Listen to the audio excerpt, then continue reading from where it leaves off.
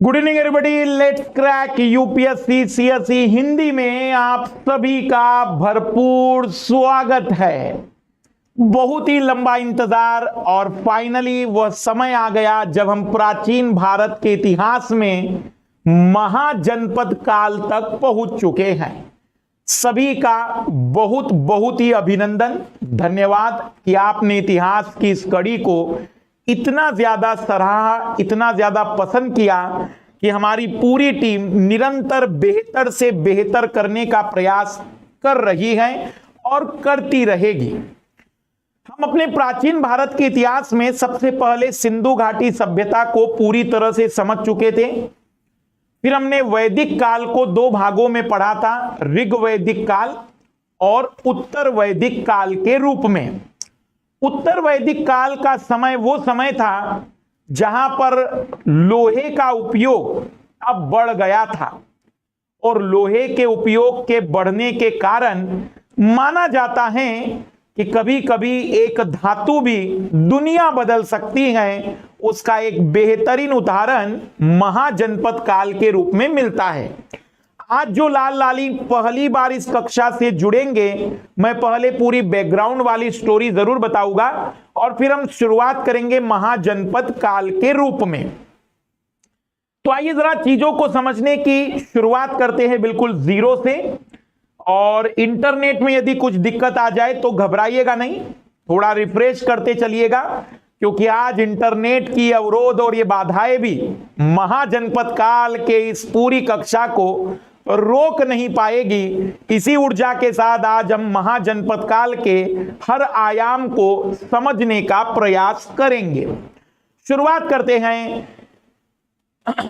Exam रस exclusive channel है जिस पर आप लोग कदम कदम बढ़ाए जा से जुड़ सकते हैं। एक्सक्लूसिव चैनल है जिस पर आप लोग आंसर राइटिंग के लिए हमारे साथ जुड़ सकते हैं। आप अपनी तैयारी को भारत की सबसे बड़ी एजुकेटर टीम के साथ कर सकते हैं, भारत की सबसे बड़ी एनर्जेटिक टीम के साथ कर सकते हैं। इस समय अनअकैडमी प्रॉमिस वीक सेलिब्रेट किया जा रहा है और जिसके तहत आपको 7 जुलाई, जी हां कल तक, कल आखिरी दिन है, यदि आप सब्सक्रिप्शन ले लेते हैं तो अनअकैडमी नोट्स, गारंटेड मेंस तक का सब्सक्रिप्शन आपको दिया जा रहा है। 1 ईयर का एसएससी और बैंक सब्सक्रिप्शन फ्री दिया जा रहा है। 1 ईयर और उससे ज्यादा के सब्सक्रिप्शन पर प्रॉमिस वीक के तहत 2 साल या उससे अधिक सब्सक्रिप्शन में सिलेक्शन न होने पर 1 ईयर का सब्सक्रिप्शन फ्री दिया जाएगा।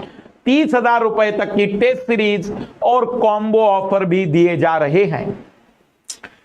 संडे के दिन, जी हां 11 जुलाई को एक स्पेशल सुबह 11 बजे कॉम्बैक्ट टेस्ट रखा जा रहा है, मेगा कॉम्बैक्ट टेस्ट, जिसमें आप जीत सकते हैं कई सारे प्राइजेस और 500 रैंकर भी अमेजोन वाउचर प्राप्त कर सकेंगे।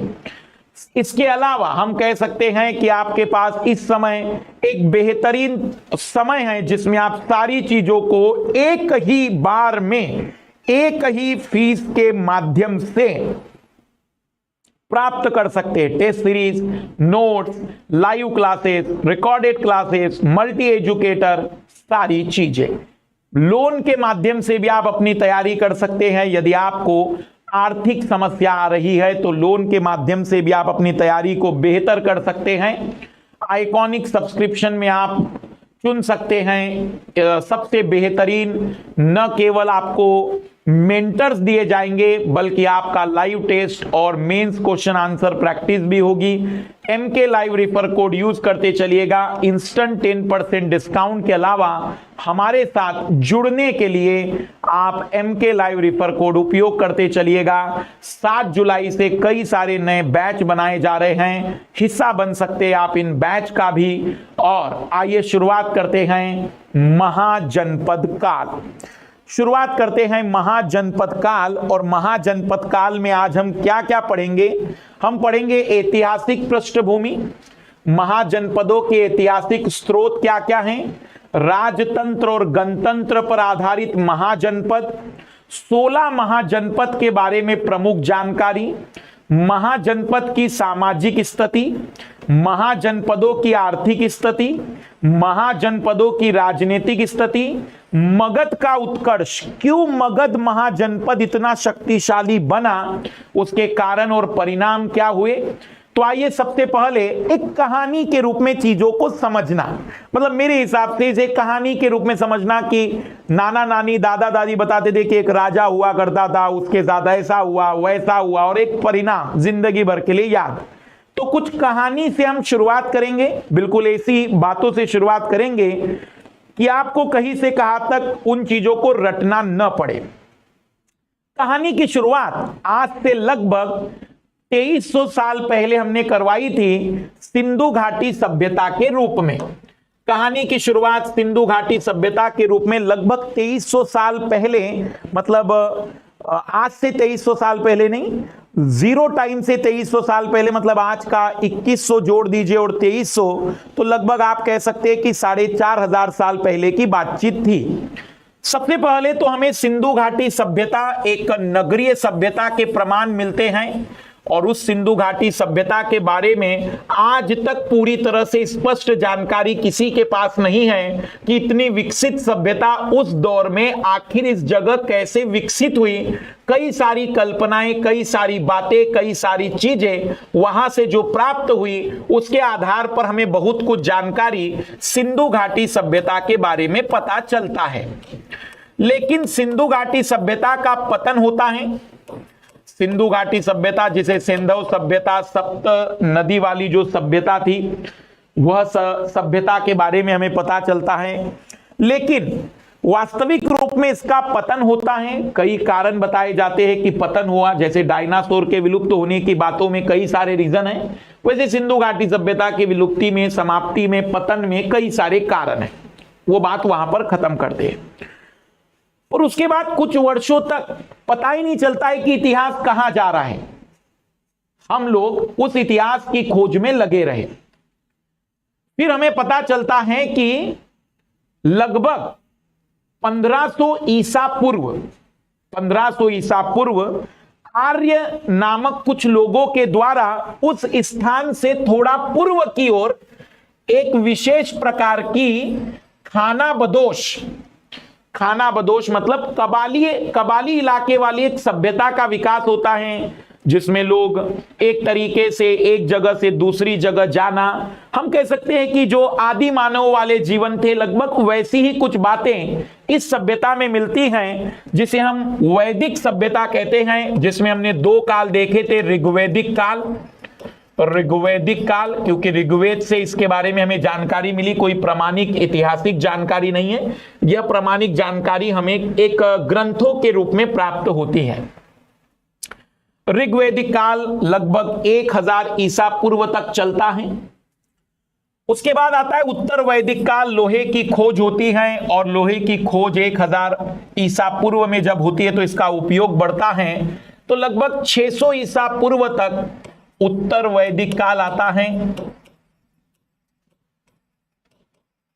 ठीक इसका अगला ही चरण, जिसमें कि धार्मिक कर्मकांड बहुत बढ़ जाते हैं, कई प्रकार के रीति रिवाज, कई प्रकार की रूढ़िवादिता, कई प्रकार के अंधविश्वास, कई सारी बातें इसमें हमें दिखती है।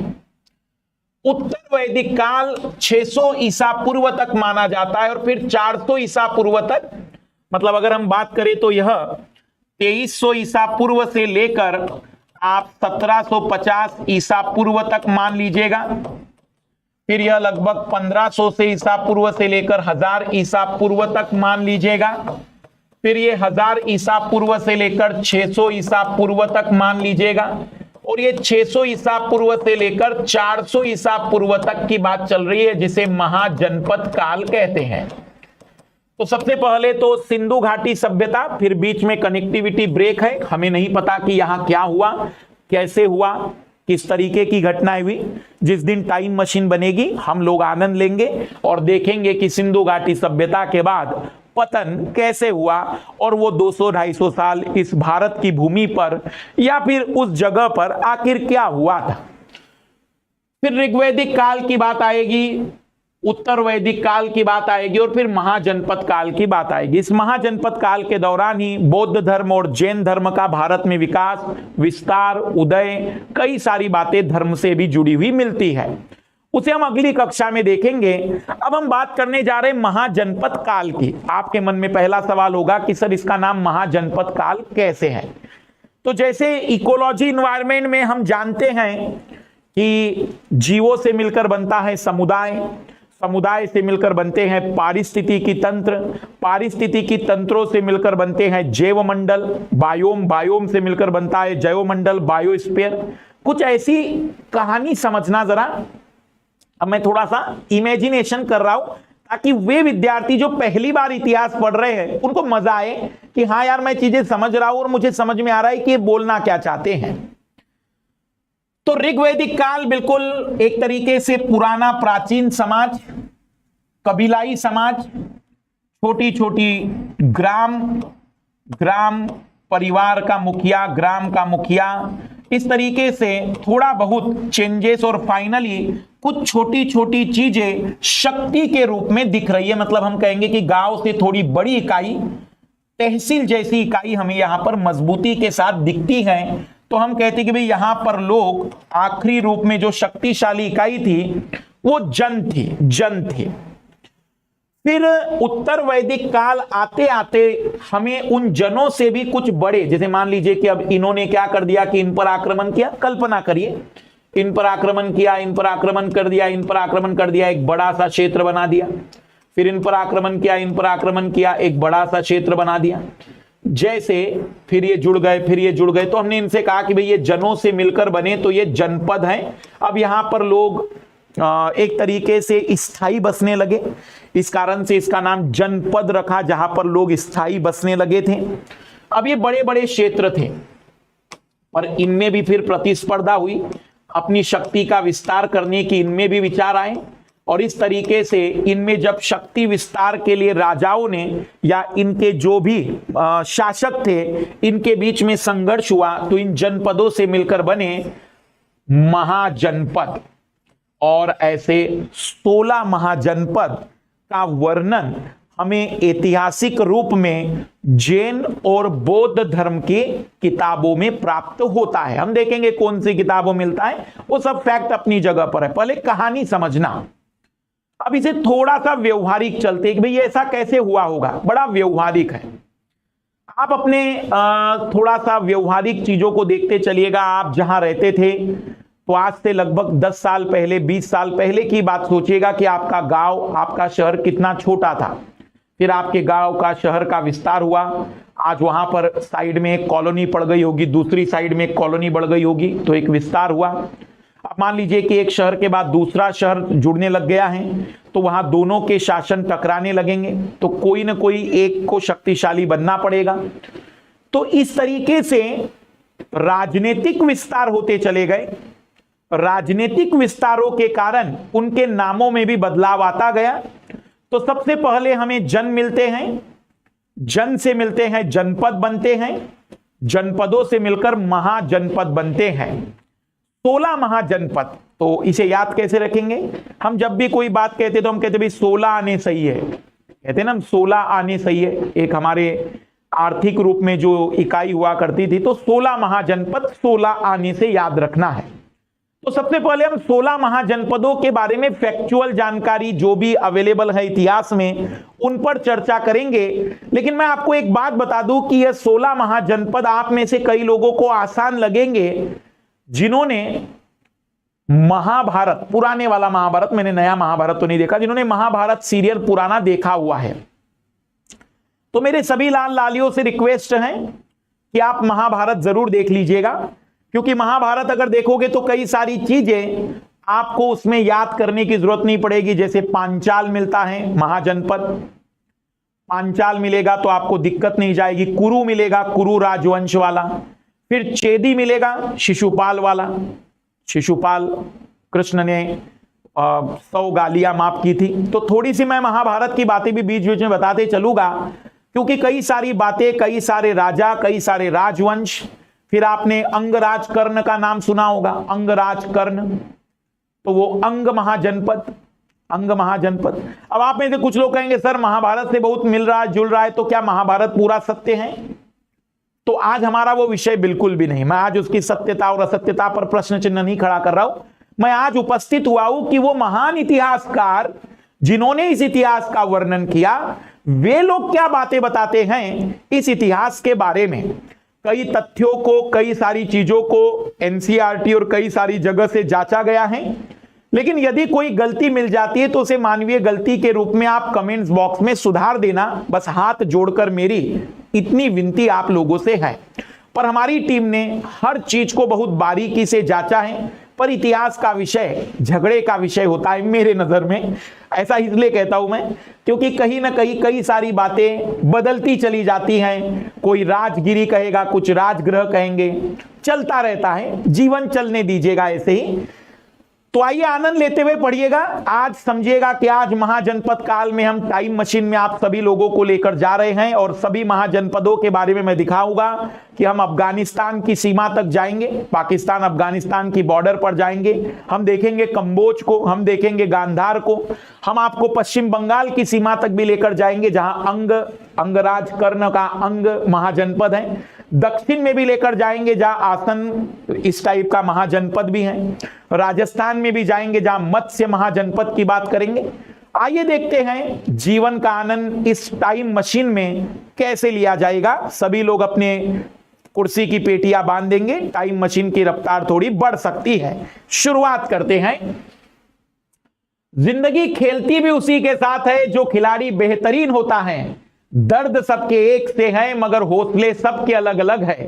कोई हताश होके बिखर जाता है तो कोई संघर्ष करके निखर जाता है। आइए इसी शुरुआत के साथ टाइम मशीन का बटन दबाते हैं और शुरुआत करते हैं महाजनपद काल की।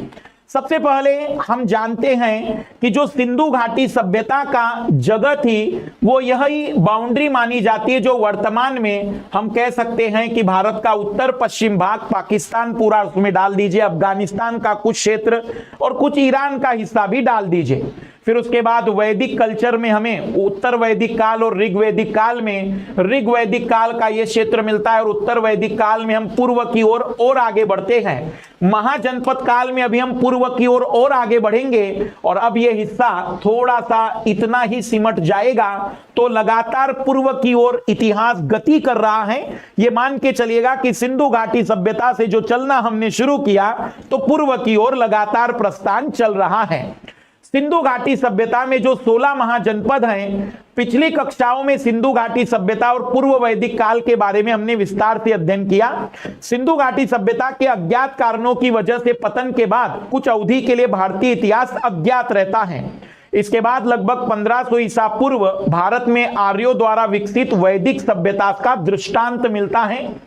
मतलब आर्यों के द्वारा, आर्य कहां से आए थे उस पर भी हमने चर्चाएं संक्षिप्त में की थी। उस वैदिक काल को ऋग्वैदिक काल और उत्तर वैदिक काल के रूप में दो भागों में विभक्त वैदिक काल की अंतिम अवधि 600 ईसा पूर्व मानी गई है और 600 ईसा पूर्व भारतीय ऐतिहासिक पटल पर व्यापक परिवर्तन होते हैं तथा सिंधु घाटी सभ्यता की प्रथम नगरीय क्रांति के बाद यह काल द्वितीय नगरीकरण का दौर माना जाता है। कुर्सी की पेटियां बांधने के बाद यदि आप कभी हवाई यात्रा करेंगे और कर चुके होंगे तो फिर एयर होस्टेस आती है और आपको कुछ इंस्ट्रक्शन देती है। तो समझ जाइएगा कि टाइम मशीन में पहला इंस्ट्रक्शन है कि इसके पहले हम लोगों ने जो यात्रा की थी वो सिंधु घाटी सभ्यता की थी, हमें नहीं पता वो कैसे खत्म हुई, कुछ समय के लिए कोई जानकारी नहीं। फिर हम वैदिक काल में आते हैं। वैदिक काल में पहले ऋग्वैदिक काल की यात्रा हमने की थी टाइम मशीन में, उसके बाद उत्तर वैदिक काल में हम पहुंचे थे। अब हमारी टाइम मशीन आपको महाजनपद काल में लेकर जा रही है। आप सभी लोग केवल बातों को सुनेंगे, महाजनपद काल को ध्यान से पढ़ते समय गौर करेंगे कि हर महाजनपद काल का राजा कौन है, राजधानी कौन है, कौन शक्तिशाली था और कुछ महत्वपूर्ण बिंदु इस टाइम मशीन के द्वारा हम सब जगह आपको बताते चलेंगे। तो इस काल में महाजनपद का उदय होने के साथ जैन और बौद्ध धर्म का भी विकास होता है। तो महाजनपद काल के दौरान ही हमारे इस क्षेत्र में हमें दो नए धर्म का उदय भी मिलता है। यहां से भारतीय इतिहास को एक निश्चित और क्रमबद्ध दिशा प्राप्त होती है और आगे चलकर फिर भारत का इतिहास उत्तर भारत और दक्षिण भारत के रूप में बंट जाता है, क्योंकि अब पूर्व की ओर विस्तार खत्म हो जाने के बाद अब भारत में दक्षिण की ओर शासक अपना विस्तार करना प्रारंभ करते हैं। फिर यहां से हम उत्तर भारत का इतिहास अलग पढ़ेंगे, दक्षिण भारत का इतिहास अलग पढ़ेंगे, जैन और बौद्ध धर्म की जानकारी के उपरांत। इसलिए ऋग्वैदिक काल और उत्तर वैदिक काल में विभाजन का एक प्रमुख आधार यह भी है 600 ईसा पूर्व के बाद लोहे का व्यापक स्तर पर प्रयोग होने लगा और इसलिए 600 ईसा पूर्व को वैदिक काल की अंतिम अवधि माना जाता है। लगभग ये लोहे की जो खोज होती है वो ऋग्वैदिक काल की समाप्ति पर होती है और उत्तर वैदिक काल का शुभारंभ होता है। लेकिन लोहा बिल्कुल अत्यधिक मात्रा में जो उपयोग होता है वह हम कह सकते हैं कि महाजनपद काल में ही होता है और इसीलिए इसे कल युग की शुरुआत कही गई होगी, क्योंकि कल का तात्पर्य लोहे से होता है।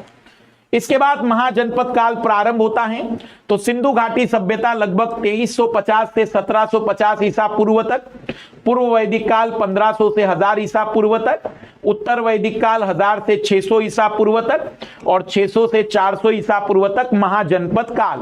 केवल 200 वर्षों का इतिहास अभी हम वर्णन करेंगे, लेकिन इसका आधा हिस्सा भी बाकी रहेगा क्योंकि जैन और बौद्ध धर्म इसकी सारी कड़ियों को जोड़ेंगे।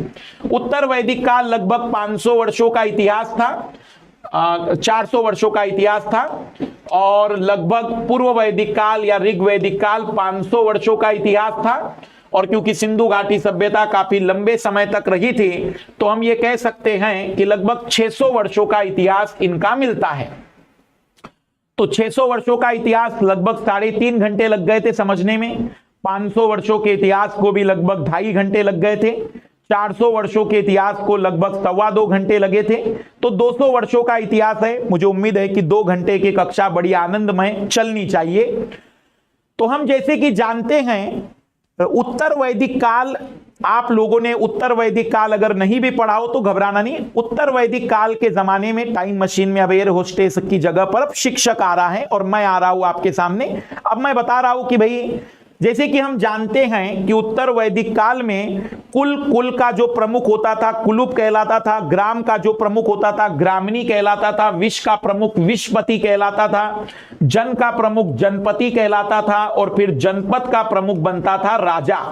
अब ऐसे राजाओं के बीच में जब शक्ति संघर्ष होता है और वो अपनी शक्ति विस्तार की बात करते हैं तो कई जनपदों से मिलकर एक महाजनपद बनते हैं। फिर महाजनपद के बाद हम इसकी बात कर सकते हैं राष्ट्र की, पर अभी महाजनपद की हम बात करेंगे। जनपद और राष्ट्र के बीच में महाजनपद। अब आते हैं महाजनपद आखिर बने कैसे। बड़ा व्यवहारिक सा जवाब है इसका कि महाजनपद बने कैसे। महाजनपद बनने का सबसे बड़ा कारण था अपने शासन का विस्तार, राजनीतिक विस्तार, अपने अंतर्गत आने वाली जो भूमि है उसको बढ़ाना, अपनी शक्ति को युद्ध के माध्यम से अन्य तरीके से विस्तारित करना। इसी कारण से धीमे धीमे चीजें बड़ी होती चली गई। समय के बढ़ने के साथ साथ जिस तरीके से एक वृक्ष बड़ा होता है बिल्कुल वैसे ही गांव से बड़े बनने लग गए थे जन से बड़े बनने लग गए थे जनपद और जनपदों से भी बड़ी संरचना अब महाजनपदों की आने लगी थी। महाजनपदों का जो मुख्य कार्यभार जिस जगह से होता था, पूरी राजनीतिक प्रक्रिया जहां से हुआ करती थी उसी को कहा जाता था राजधानी। मतलब जहां पर शासक निवास करेगा और वहीं से वो अपने पूरे क्षेत्र के लिए नियमों का और सभी आदेशों का प्रस्तावना प्रस्तुत करेगा, हम कहेंगे कि वह राजधानी रहेगी। तो 16 महाजनपदों के उदय के कॉमन कारण क्या थे। सबसे पहले तो लोहे का व्यापक विस्तार होने लग गया था। कृषि में लोहे के इस उपयोग के कारण अधिशेष पैदा होने लग गए थे, व्यापार बढ़ने लग गया था, शक्तियां बढ़ने लग गई थी आर्थिक रूप में। और क्योंकि अब ये ग्रामीण और कबीलाई समाज अब एक सभ्य समाज की ओर या एक नगरीय समाज में बदल रहा था, जहां पर पूरी तरह से एक सिस्टमेटिक ढंग से सारी चीजें फिर दिखाई देने लग रही थी, जैसे सिंधु घाटी सभ्यता में दिखती है।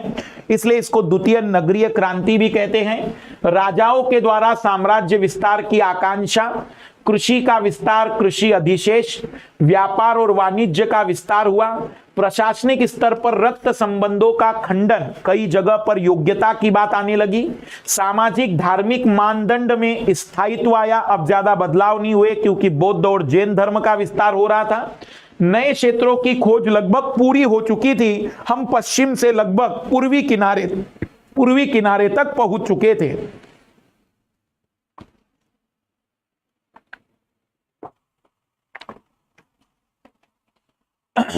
आइए 16 महाजनपद को एक नजर देखते हैं।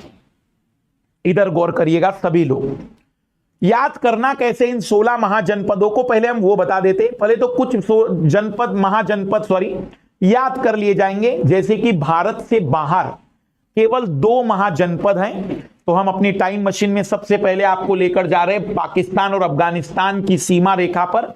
वहां पर एक महाजनपद है कंबोज महाजनपद। अगर हम बात करें तो कंबोज महाजनपद की जो राजधानी है वो राजपुर थी। राजपुर, सोचिए कि विस्तार कहां तक था महाजनपद के समय में। और दूसरा है पाकिस्तान के भीतर गांधार, जिसकी राजधानी तक्षशिला।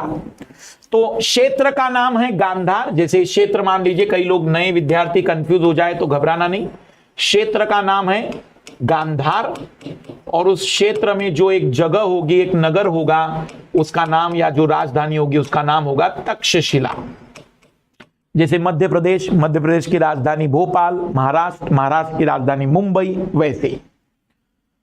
तो 2 जो महाजनपद है वो भारत के बाहर है, पर केवल इकलौता महाजनपद जो विंध्य पर्वत के ठीक नीचे मिलता है, क्योंकि थोड़े ज्योग्राफी के भी विद्यार्थी है आप लोग, तो विंध्य पर्वत के ठीक नीचे मिलेगा, या मैं कहूंगा कि इकलौता महाजनपद जो दक्षिण भारत में मिलता है असक कहलाता है।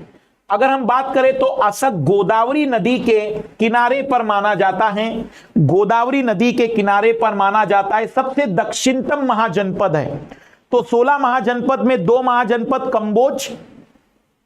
कंबोज और गांधार, तक्षशिला और कंबोज। फिर हम बात करें तो तीसरा, राजधानियां याद करवाऊंगा मैं, घबराना नहीं।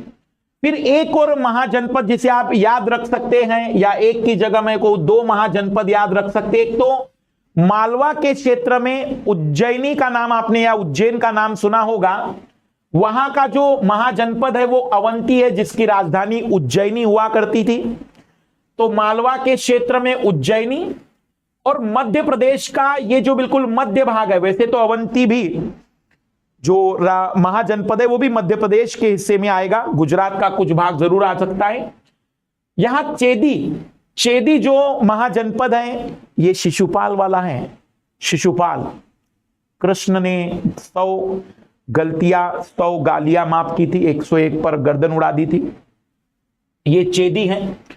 फिर थोड़ा सा राजस्थान की ओर याद रखना, राजस्थान में इकलौते महाजनपद के रूप में, इकलौता मतलब पूरी तरह से, बाकी तो कुछ सीमा पर एक था, और तो मत्स्य महाजनपद है। मत्स्य महाजनपद कैसे याद रखेंगे राजस्थान वाले को? राजस्थान रेगिस्तान वाली जगह, आज तो वहां पानी तक नहीं है, लेकिन उस जमाने में मछलियां रहती थी, ऐसे मतलब ऐसे याद रखना, हाथ से कर रहा हूं मैं। तो मत्स्य महाजनपद। तो ऊपर 2 चले गए, कंबोज गांधार, नीचे असक आ गया दक्षिण वाला, मध्य प्रदेश में अवंती आ गया, चेदी आ गया, और राजस्थान में आ गया मत्स्य। अब इसके बाद अधिकतर जो हैं वो उत्तर प्रदेश और बिहार में मिलते हैं। तो पहले ऊपर वाले याद रखना, इस तरीके से आगे बढ़ते चलना। फिर हम एक पूरा चक्र बनाएंगे, इस तरीके से हम एक पूरा चक्र बनाएंगे। तो फिर आएंगे कुरु पर। कुरु राजवंश, महाभारत की सबसे बड़ी सभा, वहां जहां कई बार कहा जाता है क्या कुरु राजवंश इस बात को झेल पाएगा? तो वो जो कुरु है जिसमें इंद्रप्रस्थ, हस्तिनापुर, इंद्रप्रस्थ, फिर पांचाल नरेशी, द्रौपदी। तो कुरु राजवंश की जो एक बहू थी पांचाल नरेशी। फिर कौशल, कौशल, वज्जी, वज्जी में ही हम बात करते हैं, कौशल हुआ, वज्जी हुआ राम जी वाला, और वज्जी मतलब सीता जी वाला। फिर मल्ल, मल्ल, मल्ल हुआ। फिर ये अंग नरेश वाला जो अंगराज, अंगराज कर्ण, अंग की ओर आएंगे। फिर अंग से आ जाइए मगध की ओर, मगध, मगध से आ जाइए काशी, काशी से आ जाइए वत्स्य, वत्स्य, उधर मत्स्य है इधर वत्स्य है। फिर वत्स्य से आ जाइए शोरसेन की तरफ, मथुरा वाला कृष्ण जी का, शोरसेन की तरफ। तो फिर वापिस आते हैं, तो कैसे याद रखेंगे? कुरु, कुरु से पांचाल,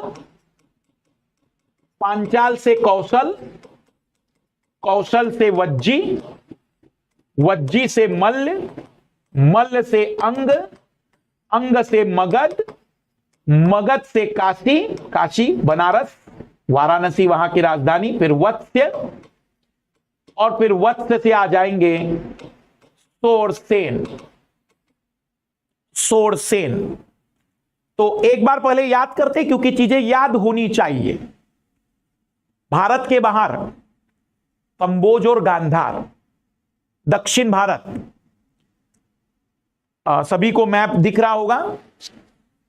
दक्षिण भारत असक, मध्य प्रदेश अवंती चेदी, राजस्थान मत्स्य, मत्स्य तो मुझे ऐसा याद हो गया राजस्थान वाला कि मछली, मत्स्य मछली। फिर कुरु, कुरु से चलिए पांचाल, पांचाल से आ जाइए भगवान राम की नगरी पर, कौशल, कौशल से वज्जी पर आ जाइए। फिर वज्जी से आ जाइए आप मल्ल पर, मल्ल मतलब एक तरीके से ऐसा सोचिएगा कि मल्ल या माल्या से याद रखना, मेरे को माल्या से थोड़ा सा यो याद आया, मतलब मैंने देखा माल्या, तो मल्ल, मल्ल से अंग, अंगराज कर्ण। फिर अंग से हम वापिस आ रहे हैं अब भारत की ओर, तो मगध मिलेंगे, सबसे महाशक्तिशाली महाजनपद मगध। मगध से हमें मिलेगा फिर बनारस, काशी, वाराणसी, वहां के 80 घाट। फिर वत्स्य, और वत्स्य के बाद शोरसेन, मथुरा वाला जो क्षेत्र है। तो मुझे उम्मीद है कि अधिकतर लोगों को पहले तो यहां तक की बातें याद हो गई होगी। कुरु, पांचाल, फिर कौशल, वज्जी, याद करते चलिएगा उस लाइन से। फिर मल्ल पर आ जाना, माल्या वाली जगह मल्ल। फिर अंगराज कर्ण तक चले जाना, अंग। फिर मगध लौटना, मगध से काशी पर पहुंचना, काशी से वत्स्य पर पहुंचना, वत्स्य से फिर मथुरा चले जाना कृष्ण की नगरी में। आइए पहले तो 16 महाजनपद, 16 महाजनपद, कंबोज, गांधार, कंबोज लगभग ऊपर मिलेगा, मतलब सिंधु घाटी के ठीक ऊपर, हम कह सकते हैं कि हिंदू कुश पर्वत के आसपास। असक, अवंती और चेदी, राजस्थान मत्स्य।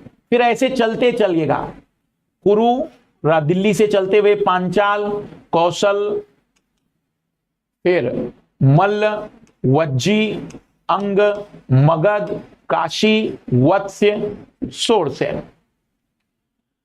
अब सवाल यह है कि यह सारी जानकारी इतिहासकार कहां से लाते हैं? क्या उस समय कोई किताब लिखी गई थी, कोई बता रहा था हमें? जी नहीं, अभी भी अधिकतर जानकारी हमें साहित्य से प्राप्त हो रही है, धार्मिक साहित्य से प्राप्त हो रही है। अधिकतर जो जानकारी हमें मिल रही है वो धार्मिक साहित्य से मिल रही है, क्योंकि इस दौरान बौद्ध और जैन धर्म का जो विकास हुआ था उसके कारण इन दोनों धर्मों की जो जानकारी है वो ज्यादा सटीक मानी जाती है। तो हमें ये जो जानकारी मिलती है बौद्ध धर्म के अंगुत्तर निकाय ग्रंथ से, अंगुत्तर निकाय ग्रंथ से, और जैन धर्म के या जैन ग्रंथ में भगवती सूत्र से, भगवती सूत्र से। तो मैंने इसे ऐसे याद रखा है कि बौद्ध धर्म और अंगुत्तर निकाय BA, तो यहां पर BA और यहां पर JB, जैन धर्म के भगवती सूत्र से। क्योंकि अगर बौद्ध धर्म रहेगा तो बौद्ध का भगवती BB तो नहीं हो पाएगा, इसलिए BB में प्रतिकर्षण है, विरोध होता है। इसे याद रखने के लिए अपना अपनी कहानी बनाएगा, क्योंकि फैक्ट है भाई, रटने पड़ेंगे। तो बौद्ध धर्म के अंगुत्तर निकाय ग्रंथ से मिलेगा और वही जैन धर्म के हम कहेंगे कि भगवती सूत्र जैन ग्रंथ से मिलती है। दोनों में इन 16 महाजनपदों के नामों में थोड़ा बहुत अंतर है। वास्तविक रूप में हम कहेंगे कि नामों में अंतर की जगह पर एक तरीके से केवल उच्चारण में अंतर है, पर लगभग अधिकतर जगह पर जानकारियां एक जैसी ही मिलती है। तो मुख्य रूप से यहां पर हम जितनी बातें कर रहे हैं, इतिहासकारों ने जब इन ग्रंथों का अध्ययन किया तब उन्हें इस समय के बारे में जानकारी मिली और उन्होंने फिर कड़ियां जोड़ी है बस, कि शायद फिर ऐसा रहा होगा, वैसा हुआ होगा, ऐसी बात हुई होगी। तो इन साहित्यों के माध्यम से हमें मैक्सिमम जानकारियां मिल रही हैं। हाँ, इस दौरान हमें कई सारे कुछ चीजें वास्तविक रूप में मिलती हैं, जैसे कि सिक्कों की बात करें तो सिक्के अब यहां से हमें दिखाई देंगे। महाजनपदों की सूची उपलब्ध है महाभारत में, अंगुत्तर निकाय में, छांदोग्य उपनिषद में, संयुक्त निकाय में। तो मुझे लगता है कि अब यह सवाल केवल नाम मात्र का सवाल है। तेजी से आंसर देते चलिएगा, तेजी से आंसर देते चलिएगा। बौद्ध और जैन ग्रंथों में अलग अलग महाजनपदों का उल्लेख है, किंतु बौद्ध धर्म के ग्रंथ अंगुत्तर निकाय अधिक प्रामाणिक स्रोत हैं। अंगुत्तर निकाय क्योंकि तुलनात्मक रूप से अधिक स्पष्ट और व्यापक जानकारी है। अगर बौद्ध और जैन धर्म में अगर कहा जाए कि भी 19-20, तो बौद्ध धर्म के बारे में, या हम कहेंगे कि बौद्ध धर्म के अंगुत्तर निकाय के बारे में जो जानकारी उससे हमें प्राप्त होती है वो ज्यादा विस्तृत है, ज्यादा प्रमाणों के साथ प्रस्तुत की गई है। इसलिए बौद्ध धर्म से जो प्राप्त होने वाली जानकारी है वो ज्यादा स्वीकार की गई है।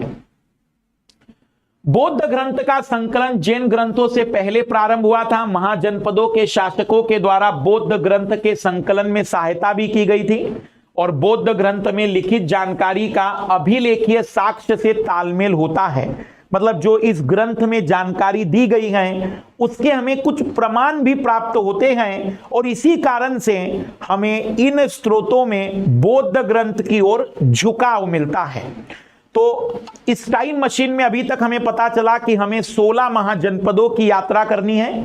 भारत से बाहर भी जाना है 2 जगह पर।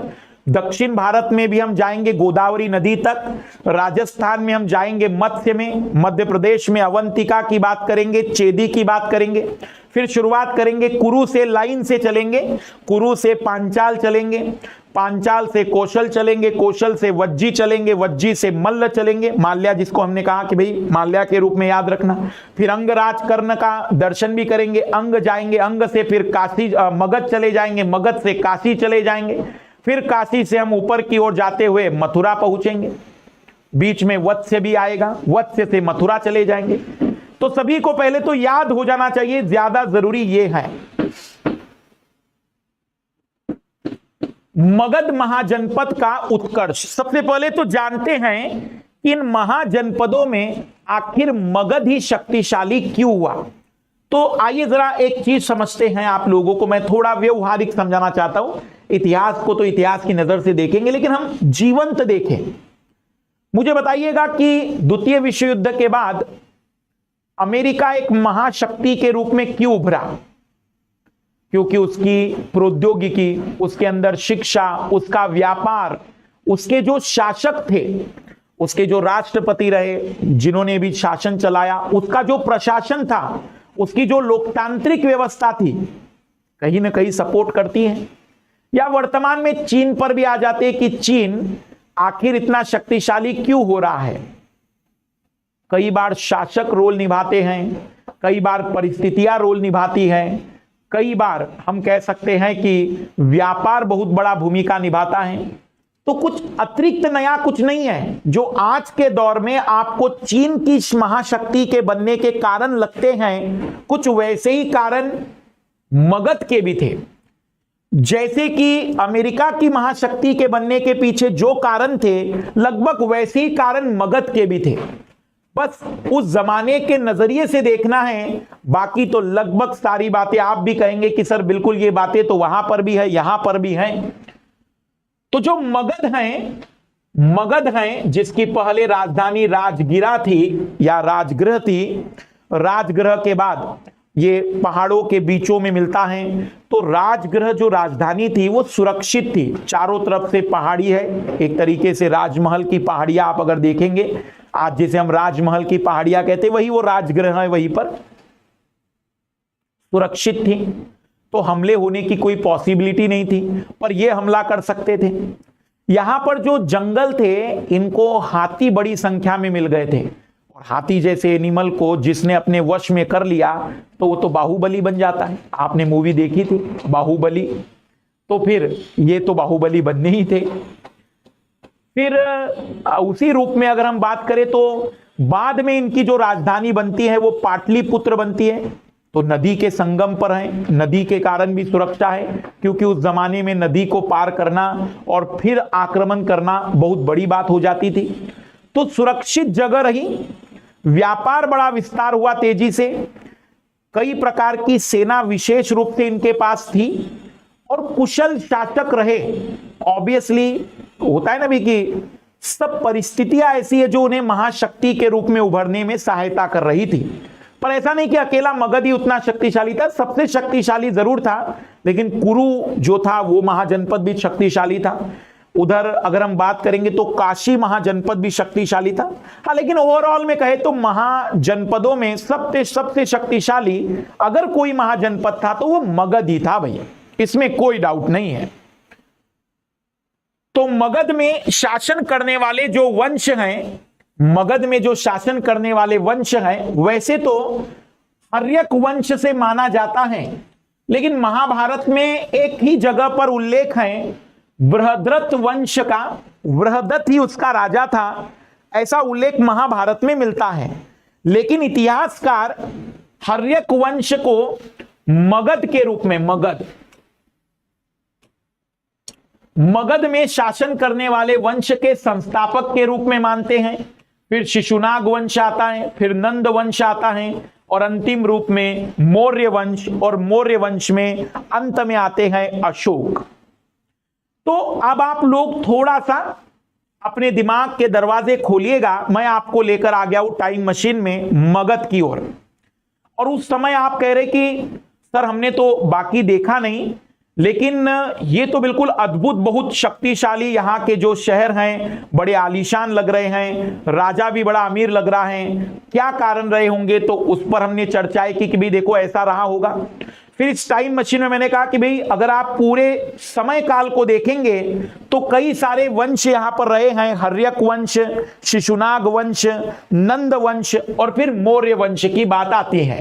तो आइए थोड़ा सा मगध के बारे में, वंश और राजाओं के बारे में तुम्हें मैं बता दूं। आप सभी लोग टाइम मशीन के अंतर्गत बैठकर बस देखते चलिएगा कि पहला वंश, फिर उसके बाद किसने उसे खत्म किया, फिर क्या बात हुई। लेकिन सबसे पहले अगर हम बात करें तो हर्यक वंश में बिंबिसार, शुरुआत बिंबिसार, इधर ध्यान देना, बिंबिसार और बिंदुसार बहुत अलग है। हर्यक वंश का पहला है ये, और बिंदुसार मौर्य वंश में दूसरी बार आता है। तो बिंबिसार अलग है और बिंदुसार अलग है। तो पहले कैसे याद रखेंगे बिंबिसार और बिंदुसार में? मात्रा के आधार पर। अ आई पढ़ा है सभी ने अ आई पढ़ा है ना भाई? तो मुझे बताना पहले ई की मात्रा और ऊ की मात्रा। तो भाई पहले ई की मात्रा आएगी तो बिंबिसार, और फिर ऊ की मात्रा आएगी तो बिंदुसार। बिंदुसार बाद में आएंगे, बिंदु बाद में आता है, और बिंबी पहले आएंगे। तो बिंबिसार अजात शत्रु सब अपने पिता को मारते हैं। यहां मैक्सिमम जो है वो अपने पिता को मारकर राजा बनते हैं। कई लोगों को ऐसा लगता था कि एक विशिष्ट धर्म में ही ऐसा होता है। हमारे भारत में ये इतिहास में पहले भी मिलता रहा है। तो इतिहास को इतिहास के नजर से देखना, धर्म के नजर से मत जोड़ना। शक्ति की लड़ाई है लाल लालियो, हर कोई शक्तिशाली बनना चाहता है, हर कोई शासन करना चाहता है, हर कोई विशिष्ट बनना चाहता है, और हर कोई इतिहास में नाम दर्ज करना चाहता है। तो बिंबिसार का पुत्र अजातशत्रु, अजातशत्रु के बाद उदयभद्र या उदायन, उसके बाद अनिरुद्ध, अनिरुद्ध के बाद मुंडक और नागदशक। नागदशक के फिर धोखे से हत्या कर ली जाती है उनके उपराज्यपाल के द्वारा या मंत्री के द्वारा। तो उनका जो वंश होता है वो शिशुनाग, तो यहां वंश बदल गया, शिशुनाग वंश। फिर कालाशोक या काकवर्ण वंश, काकवर्ण महा जो शासक बनते हैं। फिर इनकी भी ऐसी हत्या होती है धोखेबाजी से। फिर नंद वंश की स्थापना करता है महानंदीन, महापद्य और घनानंद। यही घनानंद है भाई जिनसे नाराज हो गए थे चाणक्य, कौटिल्य, और कहा था कि शिक्षक कभी साधारण नहीं होता राजन, ऐसे डायलॉग कहते। तो घनानंद से नाराज होकर फिर चाणक्य अपनी चाणक्य नीति, कौटिल्य नीति के माध्यम से चंद्रगुप्त मौर्य को भारत के इतिहास में प्रकट करते हैं। और प्रकट करने के बाद चंद्रगुप्त मौर्य मौर्य राजवंश की स्थापना करते हैं। फिर आते हैं बिंदुसार, और बिंदुसार के बाद फिर अशोक, और अशोक के बाद फिर कलिंग युद्ध, और कलिंग युद्ध के बाद एक तरीके की शांति। तो क्या लाल लालियों को थोड़ी सी कहानी अब समझ में आई है? अभी हम एक एक को भी देखते चलेंगे, लेकिन हम समझ रहे हैं कि हर्यक वंश बिंबिसार से शुरू होगा और नाग दशक तक चलता रहेगा। शिशुनाग, तो देखना कैसे नाम याद रखना है, बिंबिसार, बिंबी से शुरू हुआ, बिंबी से शुरू हुआ, नाग में बदला, उस नाग ने शेषनाग का अवतार लिया, उस शेषनाग ने काल शोक किया, काल शोक, काल शोक से महानंदीन आया, महानंदीन घनानंद में बदला, फिर घनानंद से चंद्रगुप्त मौर्य आए, और यह बिंदुसार होते हुए अशोक तक गए। बिंबिसार, नाग, फिर शिशुनाग, नाग दशक, फिर शिशुनाग, शिशुनाग से नंदीन, नंदीन से घनानंद, घनानंद होते हुए चंद्रगुप्त मौर्य, और मौर्य से होते हुए आप पहुंच जाएंगे अशोक तक।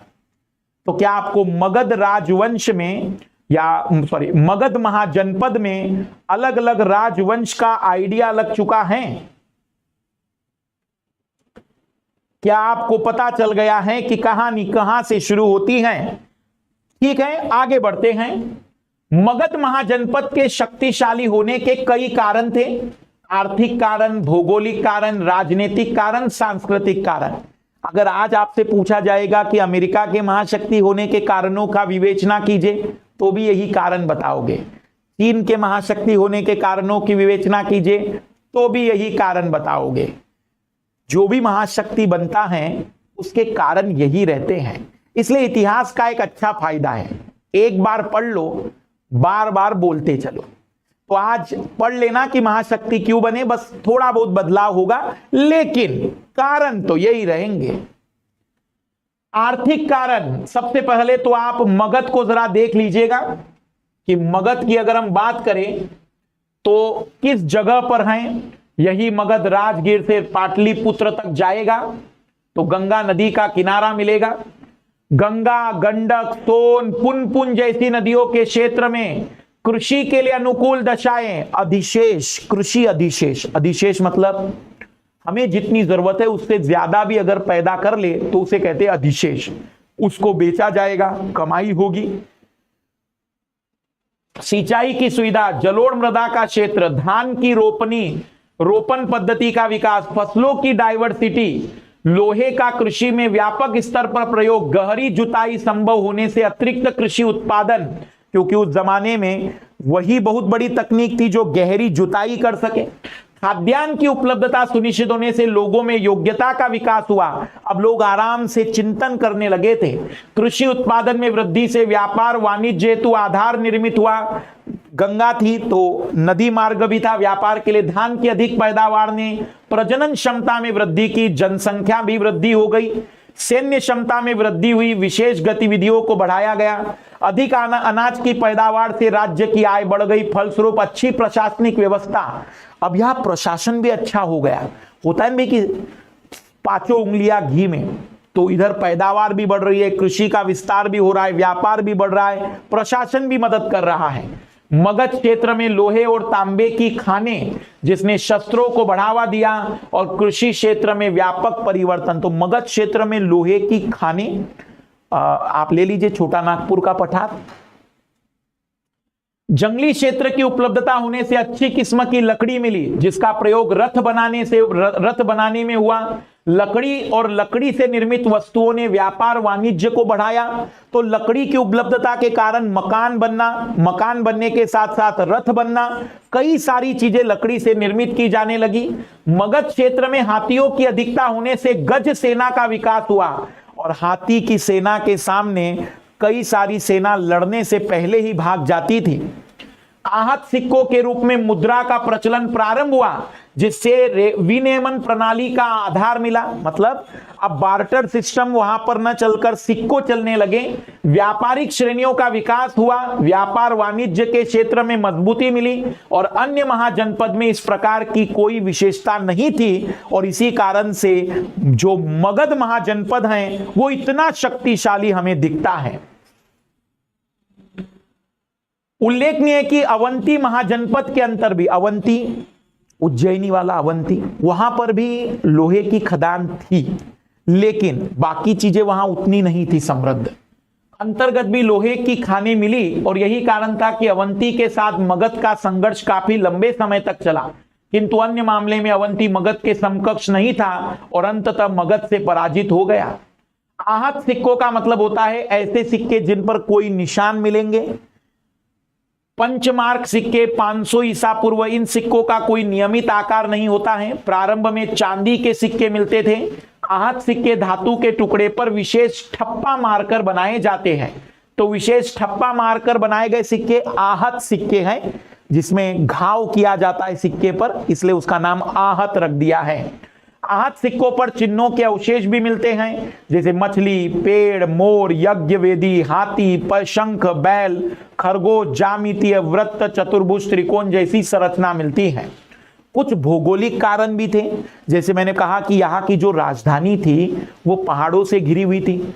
जब पाटलिपुत्र बनी तो वह नदियों से घिरी हुई थी, क्योंकि पाटलिपुत्र भी गंगा और सोन के संगम पर मिलता है। तो अगर हम बात करें, मगध की राजधानी राजगृह सुरक्षित स्थान पर स्थित थी एवं 5 बड़ी पहाड़ियों से घिरी हुई थी। बाद में बनने वाली राजधानी पाटलिपुत्र भी नदी दुर्ग के क्षेत्र में स्थित थी और बाह्य आक्रमण से लगभग सुरक्षित थी। मगध मूलतः नदी जलमार्ग पर स्थित था, और इन नदी जलमार्गों पर मगध का पूरा आधिपत्य था, जिस कारण न केवल व्यापार वाणिज्य को बढ़ावा मिला, बल्कि इससे सैन्य दृष्टिकोण से भी सुरक्षा प्राप्त हुई। इन नदी जलमार्गों का यातायात व्यापारिक गतिविधियों के साथ सैनिक के आवागमन के लिए भी प्रयोग किया जाता है। इसके अलावा मगध महाजनपद की क्षेत्रीय स्थिति मानसूनी वर्षा की भी अनुकूल थी, क्योंकि यह मैदानी भाग था। जो सबसे ज्यादा महत्वपूर्ण बात थी कि जलोढ़ मिट्टी, नई जलोढ़ मिट्टी थी। हर साल मिट्टी नई होकर आती थी, उत्पादन बहुत ज्यादा मिलता था। परिणाम स्वरूप कृषि का जो विस्तार हुआ, फिर उसके बाद लकड़ी की जो प्राप्ति हुई, और उससे जो रथ के अलावा लकड़ी का व्यापार जो शुरू हुआ, इसने इन्हें अतिरिक्त आय के स्रोत उपलब्ध कराए। लोहे की खान ने इसके व्यापार को मजबूती दी, और कुशल प्रशासक और बेहतर शासकों की उपस्थिति के कारण मगध को वो सब कुछ मिला जो एक महाशक्तिशाली या महाजनपद के महाशक्तिशाली बनने के लिए जरूरी था। बिंबिसार, अजातशत्रु, शिशुनाग, महापद्मनंद जैसे योग्य और महत्वाकांक्षी शासकों की निरंतरता, बहुआयामी कूटनीति का प्रयोग, वैवाहिक नीति, मैत्री नीति, युद्ध नीति, मतलब जहां जहां उन्हें लगता था कि विस्तार करने के लिए युद्ध नहीं, मित्रता करते हैं। जहां मित्रता से आगे की बात होगी तो विवाह कर लेंगे, या फिर अगर दोनों ही संभव ना हो तो युद्ध करेंगे। तो इस तरीके से इन्होंने अपने शक्ति विस्तार के लिए साम, दाम, दंड भेद सब अपनाया। सुनिधि, वत्स्यकार, दीर्घचारण जैसे उच्च स्तरीय कूटनीतिज्ञों की उपलब्धता, कुछ बड़े समझदार लोग भी यहां पर रहे। और इसी कारण से हम कह सकते हैं कि सुनिधि, वत्सकार, दीर्घचारण जैसे लोग, सैन्य शक्ति को बढ़ाने की नीति पर बहुत विश्वास था इनका।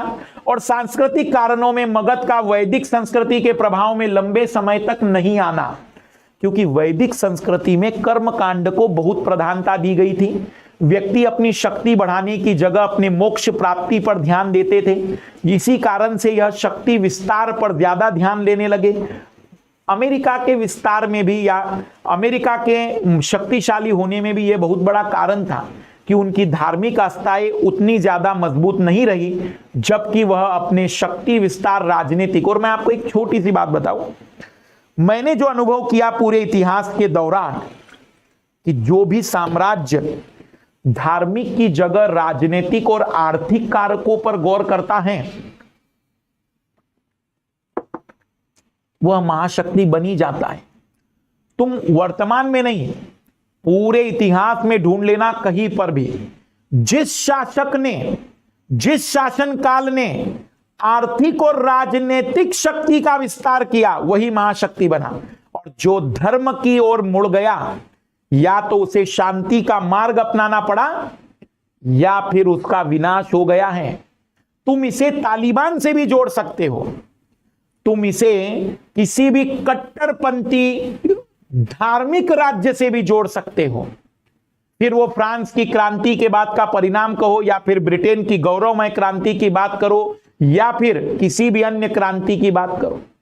जो शासक राजनीति और आर्थिक कारकों पर गौर करेगा वही वास्तव में देश को या शासन राज्य को विकास की ओर ले जाएगा, और जो धर्म के रास्ते में आ जाएगा वह कमजोर पड़ता चला जाएगा। इसलिए धर्म को व्यक्तिगत मुद्दा रहने दीजिए, राज्य का मुद्दा बनने मत दीजिए। अतः मगध लंबे समय तक यज्ञ, धार्मिक कर्मकांड, वर्ण, जाति व्यवस्था आदि से दूर रहा। इसका परिणाम यह हुआ कि मगध के शासकों के साथ ही जनता भी अधिक व्यवहारिक रही और परलोक के बजाय इतिलोक में, इहलोक में विश्वास करने पर केंद्रित रही। वो कोई कल्पना नहीं करते थे कि हम मोक्ष प्राप्त होंगे, वो कोई कल्पना नहीं करते थे कि हमें ऐसा कुछ मिलेगा, स्वर्ग मिलेगा, नरक मिलेगा, 72 हुरे मिलेगी, ऐसा कोई कल्पना नहीं है। वास्तविकता है उनकी कि भाई यही लोक है, यही सत्य है, और इसीलिए मगध का महाशक्ति बनना लाजमी था। तो अगर हम बात करें, सबसे पहला है बृहद्रथ वंश। पर बृहद्रथ वंश वास्तविक रूप में महाभारत में इसका केवल एक बार वर्णन मिलता है। इतनी सी जानकारी मिलती है कि मगध का प्रथम शासक बृहद्रथ था, बस। पर इतिहासकार इसे स्वीकार नहीं करते हैं। इतिहासकारों का मानना है कि हर्यक वंश है। हर्यक वंश को पृथुहंता वंश, पिता की हत्या करने वाले वंश के रूप में भी जाना जाता है, क्योंकि इस वंश के अधिकांश शासकों ने अपने पिता की हत्या करके शासन प्राप्त किया था। बिंबिसार, अजातशत्रु, उदायीन, अनिरुद्ध, मुंडक और नागदशक।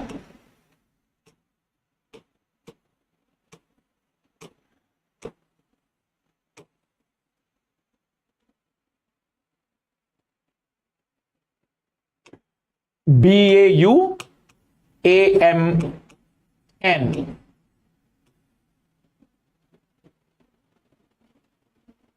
कोई ट्रिक्स बने, आपके पास कोई ट्रिक्स हो तो कमेंट जरूर करिएगा, बट मुझे ऐसा लगता है कि इसे मैंने ऐसे याद रख सकता हूं कि बिंबी से शुरुआत होती है, नाग दशक पर अंत होता है, नाग दशक पर, क्योंकि उसके बाद फिर अगला वंश जो आएगा उसमें नाग ही आएगा, कोई राजा। तो बिंबिसार, बिंबिसार से अजात शत्रु, अजात शत्रु से उदायीन, उदायीन से अनिरुद्ध, अनिरुद्ध से मुंडक, और मुंडक से नागदशक, मुंडक से नागदशक। कोई है लाल लाली जिसके पास कोई ट्रिक्स होगी?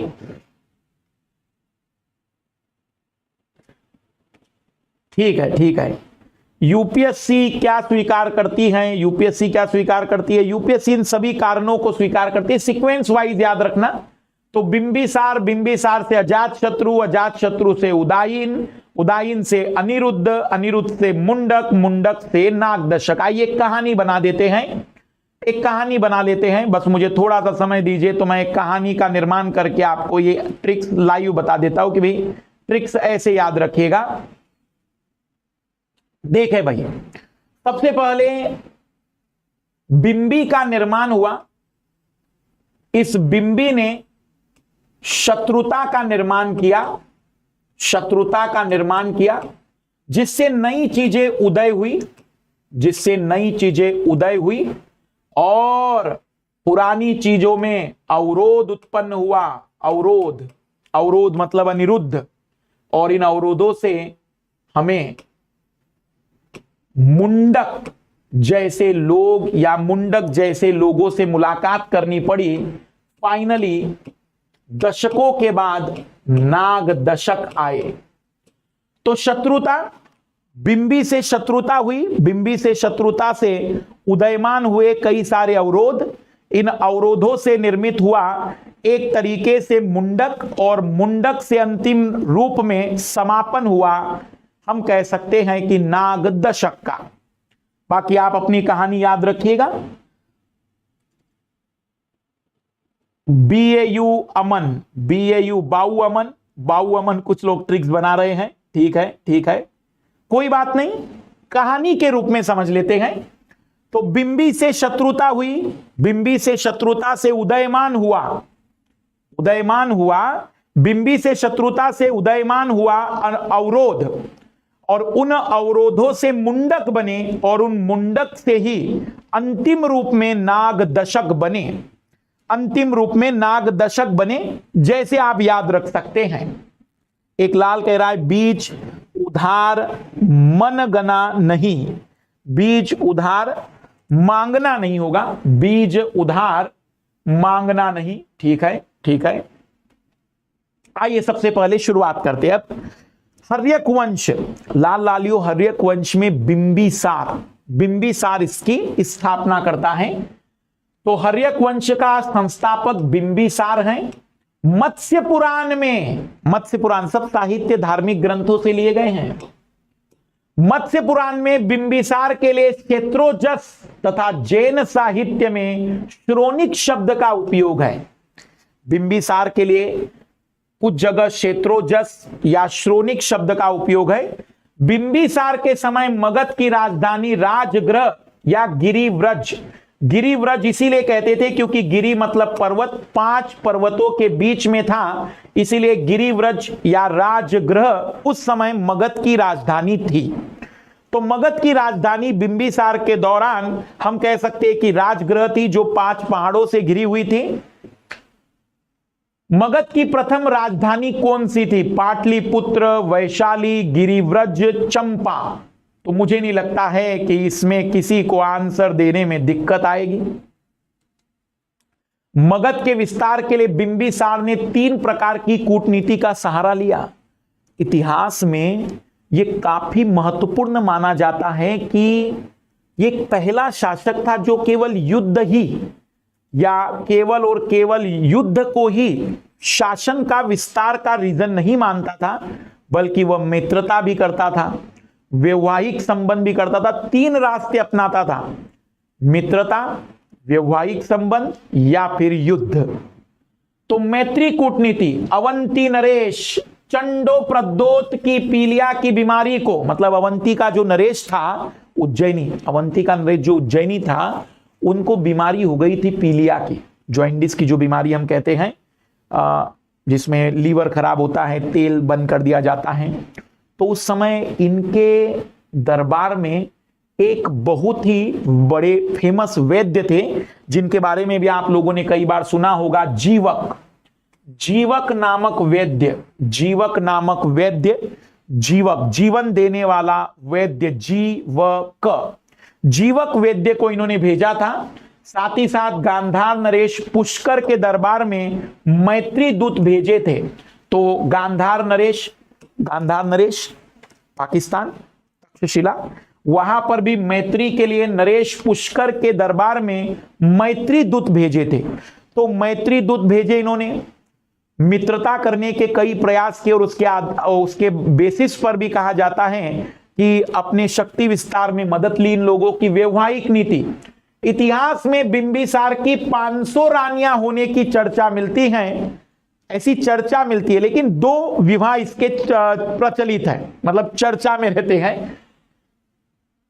तो महाकौशल, कौशल नरेश प्रसेनजीत की बहन, और चेलम्मा वज्जी नरेश चेटक की पुत्री चेलम्मा, वज्जी नरेश चेटक की पुत्री चेलम्मा, इन दोनों के साथ वैवाहिक संबंध होते हुए यहां पर भी अपना प्रभाव डालते और युद्ध नीति में अंगराज कर्ण के अंग महाजनपद को अपने साम्राज्य में मिला देते हैं। तो बिंबिसार काफी समझदार शासक, शासन विस्तार के लिए साम दाम दंड भेद प्रत्येक प्रकार की नीति को अपनाया, कई जगह पर मैत्रीपूर्ण संबंधों को स्थापित किया, दूत भेजे या फिर जीवक जैसे वैद्य को भेजा अवंती में। वैवाहिक संबंधों में भी 2 वैवाहिक संबंध काफी चर्चा में है, महाकौशल और चेलम्मा, और युद्ध नीति के तहत अंगराज को भी या अंग महाजनपद को भी अपने कब्जे में कर लिया। तो हम देख सकते हैं कि मगध ने अंग को भी अपने कब्जे में किया, अवंती तक में अपनी मित्रता को जोड़ा, यहां तक कि हम कह सकते हैं कि गांधार सबसे पूर्वी महाजनपद की ओर भी इन्होंने चीजों को अपने मित्रतापूर्ण चीजों के साथ जोड़ा। फिर विवाह के रूप में कौशल की बात कर सकते हैं और चेदी की बात कर सकते हैं। फिर आए अजातशत्रु, अपने पिता की हत्या करके। अजातशत्रु अपने पिता बिंबिसार की हत्या करके सिंहासन पर बैठा और इसीलिए इनको पिता की हत्या करने वाला वंश भी कहते हैं। इनका उपनाम कुनिक। अजातशत्रु ने अवंती महाजनपद के भय से राजधानी राजगृह का दुर्गीकरण 4 दीवारी का निर्माण कर दिया। मतलब राजगृह में इन्होंने पूरी तरह से दुर्ग का निर्माण किया। तो यहां से राज दरबार में दुर्ग बनने की प्रक्रिया भी मिलती है। और ऐसा क्यों? क्योंकि पिता के मित्र थे, तो जब उन तक खबर पहुंची होगी कि भाई पिता की हत्या करके राजा बन गया है, तो शायद वो नाराज हो और कहीं हम पर हमला करे, तो उसके पहले ही उन्होंने अपनी राजधानी को सुरक्षित कर लिया। अजातशत्रु जलमार्ग के महत्व को समझते हुए नदी दुर्ग की संकल्पना के रूप में पाटलिपुत्र को मगध की राजधानी बनाना चाहता है। इस प्रकार अजातशत्रु पहला मगध शासक था जिसने पाटलिपुत्र के रणनीतिक महत्व को समझा था। हर्यक वंश के किस शासक को कुनिक कहा जाता है? कुनिक, उपनाम कुनिक दिया जाता है, तो किसे कुनिक कहा जाता है?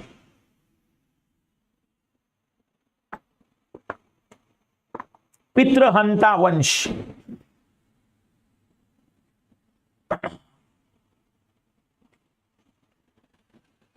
तो आंसर आएगा ऑब्वियसली बिंबिसार के पुत्र अजात शत्रु को हर्यक वंश के कुनिक के रूप में जाना जाता है। इस शासक ने सर्वप्रथम पाटलिपुत्र के राजधानी के रूप में रणनीतिक महत्व को समझ लिया था, मतलब पाटलिपुत्र के महत्व को समझ लिया था। तो फिर हम कहेंगे कि अजातशत्रु के सिंहासन पर बैठने के 8वें वर्ष महात्मा बुद्ध का महापरिनिर्वाण प्राप्त हुआ था। जी हां, महापरिनिर्वाण, स्वर्ग की ओर जाते हैं जो दिखाया जाता है बौद्ध धर्म में। तो पूछा जाता है कि किस राजा के काल में, मगध में कौन से राजा का काल था, कौन से शासक थे जिस समय मतलब महात्मा बुद्ध महापरिनिर्वाण करते हैं? तो 8वें, बैठने के 8वें वर्ष, इसलिए राजगृह की शातकर्णी गुफा में अजातशत्रु के संरक्षण में महाकश्यप की अध्यक्षता में प्रथम बौद्ध संगीति का आयोजन किया जाता है। जैसे कि आजकल किसी व्यक्ति की पुण्यतिथि पर, किसी व्यक्ति के जन्म दिवस के मौके पर कवि सम्मेलन आयोजित किए जाते हैं, कई सारी चीजें होती हैं। मुझे ऐसा लगता है कि शायद उस समय इसी तरीके की यह संगीति आयोजित की गई होगी। आपको क्या लगता है लाल लालियों? तो इसलिए राजगृह की शातकर्णी गुफा में अजातशत्रु के संरक्षण में महाकश्यप की अध्यक्षता में तो राजगृह की सातकर्णी गुफा जगह का नाम, राजा शासक अजातशत्रु, अध्यक्षता करते हैं महाकश्यप, और पहली बौद्ध संगीति। बहुत सारे सवाल हैं। जो लाल लाली पीडीएफ की मांग कर रहे हैं, घबराइए नहीं, मैं पीडीएफ क्लास के बाद अवेलेबल करा दूंगा, पीपीटी के रूप में नहीं। हमारी टीम आपको पीडीएफ बकायदा A4 साइज के पेपर में दे देगी। पर अभी आप पढ़ने पर गौर करा करिएगा। कितनी बार समझाया है कि पहले कंसेप्ट पर लगे रहा करिए। मास्टर अजातशत्रु की बात कर रहा है, बिंबिसार की बात कर रहा है, प्रथम बौद्ध संगीति की बात कर रहा है, राजगृह की बात कर रहा है, और लाल लाली लगे है पीडीएफ। ये कुछ ऐसे नहीं लगता है जैसे कि मुन्ना भाई एमबीबीएस की क्लास में संजय दत्त बीच में खड़ा हो जाए और कहे क्या वह फॉर्म भरना जरूरी है। तो वैसे ही मेरा लाल है पीडीएफ पीडीएफ पीडीएफ पीडीएफ। तो मेरे लाल मास्टर पीडीएफ दे देगा। अभी पहले जरा इस पर गौर तो करो। अभी टाइम मशीन में हम लेकर चल रहे हैं और देख रहे हैं कि देखो कैसे राजा की, अपने पिता की हत्या की, फिर राजा बना, फिर उसके बाद आगे क्या हो रहा है। तो अजातशत्रु के 8वें वर्ष में ही हम देखते हैं कि महात्मा बुद्ध का महापरिनिर्वाण होता है, और उसके बाद प्रथम बौद्ध संगीति सामने आती है। सातकर्णी गुफा में अजातशत्रु के संरक्षण में महाकश्यप की अध्यक्षता में प्रथम बौद्ध संगीति का आयोजन किया जाता है। अजातशत्रु अपने महान कूटनीतिकार वत्स्यकार की सहायता से, देखना अजातशत्रु का काफी, मतलब हम कहेंगे कि एक तरीके से चाणक्य जैसी ही बुद्धिजीविता थी। वत्स्यकार की सहायता से अपने साम्राज्य का विस्तार करता है, और वज्जी को मगध में मिलाने में वत्स्यकार की प्रमुख भूमिका मानी जाती है। तो वज्जी को मगध में मिलाने में वत्स्यकार की भूमिका को नकारा नहीं जा सकता। रथ मुसल, पत्थर फेंकने वाली एक प्रकार की तोप। सोचिए कि उस जमाने में भी, भैया वर्तमान में बारूद और गोले वाले फेंकने वाली हमारे पास मशीनें हैं, तोपे हैं। उस जमाने में पत्थर फेंकने वाली एक मशीन है रथ मुसल। रथ और मूसल, रथ मूसल, पत्थर फेंकने वाली एक प्रकार की तोप। और महाशिला, महाशिला मतलब बहुत बड़ा, महाशिला कंटक, महाशिला कंटक दरवाजा तोड़ने के लिए बड़ा पत्थर फेंकने वाला अस्त्र, यह अजातशत्रु ने वज्जी को जीतने के लिए उपयोग किया था। रथ मुसल और महाशिला कंटक। बाहुबली मूवी देखी होगी तो उस बाहुबली मूवी में कुछ सीन दिखाए गए। सोचिए कि कुछ वैसी ही मशीन होगी जो पत्थर को फेंकती होगी दूर तक। वज्जी के विरुद्ध संघर्ष में आजीवक संप्रदाय के संस्थापक मक्खली पुत्र घोषाल की मृत्यु हो गई। तो वज्जी के विरुद्ध संघर्ष करने के दौरान आजीवक संप्रदाय के जो संस्थापक थे मक्खली पुत्र घोषाल, इनकी मौत हो जाती है। फैक्ट याद रखना। तो हम कहेंगे कि जो वज्जी हैं, उस वज्जी को जीतने का जो बात आती है वो यही से आती है। वज्जी को जीतने की बात जो आती है। फिर आते हैं उदायीन उदयभद्र। उदयभद्र ने पाटलिपुत्र को मगध साम्राज्य की राजधानी बनाया। तो अजातशत्रु ने महत्व समझा लेकिन राजधानी नहीं बनाई, राजधानी बनाया उदायीन ने, राजधानी उदयभद्र ने बनाई पाटलिपुत्र को, और जिसके रणनीतिक महत्व को अजातशत्रु ने पहचाना था। उदायीन जैन और बौद्ध धर्म दोनों को समान रूप से मानने वाले शासक थे, मतलब वो दोनों धर्मों का सम्मान करते थे। किस शासक द्वारा सर्वप्रथम पाटलिपुत्र का राजधानी के रूप में चयन किया गया? तो हम कहेंगे कि उदायीन या उदयभद्र। उदायीन या उदयभद्र ने पाटलिपुत्र को राजधानी के रूप में स्वीकार किया। और एक तरीके से मुंडक के बाद फिर अंतिम रूप में नागदशक, जिन्हें दर्शक भी कहते हैं, नागदशक महाजनपद के हर्यक वंश का अंतिम शासक था, जिसकी हत्या बनारस के अमात्य, बनारस के अमात्य, अमात्य का मतलब उपराज्यपाल, मंत्री समझ लेना एक तरीके से, अमात्य का मतलब उपराज्यपाल शिशुनाग ने कर दी थी। शिशुनाग ने कर दी, और जैसे ही शिशुनाग ने हत्या कर दी, अब उस राजगद्दी पर नया शासक, नया वंश आएगा। उस राजगद्दी पर नया शासक, नया वंश आएगा। शिशुनाग वंश।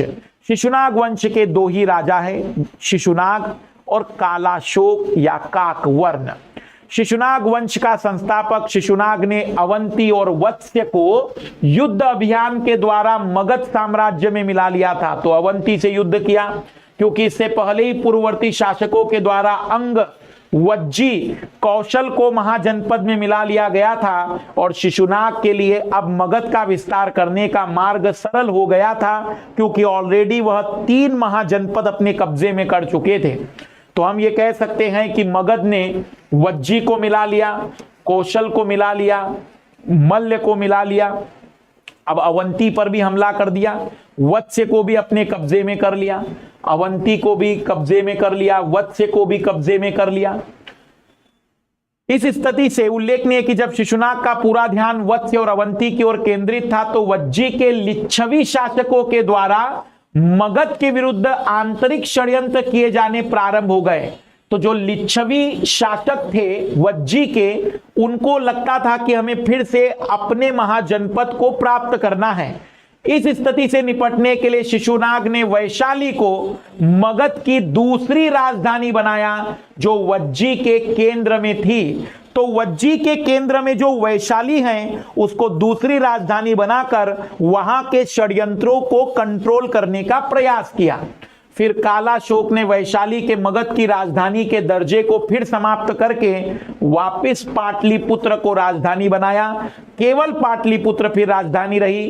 कालाशोक ने महात्मा बुद्ध के महापरिनिर्वाण के 100 वर्ष पूरे होने पर वैशाली में सर्वकामिर की अध्यक्षता में दूसरी बौद्ध संगीति का आयोजन हुआ।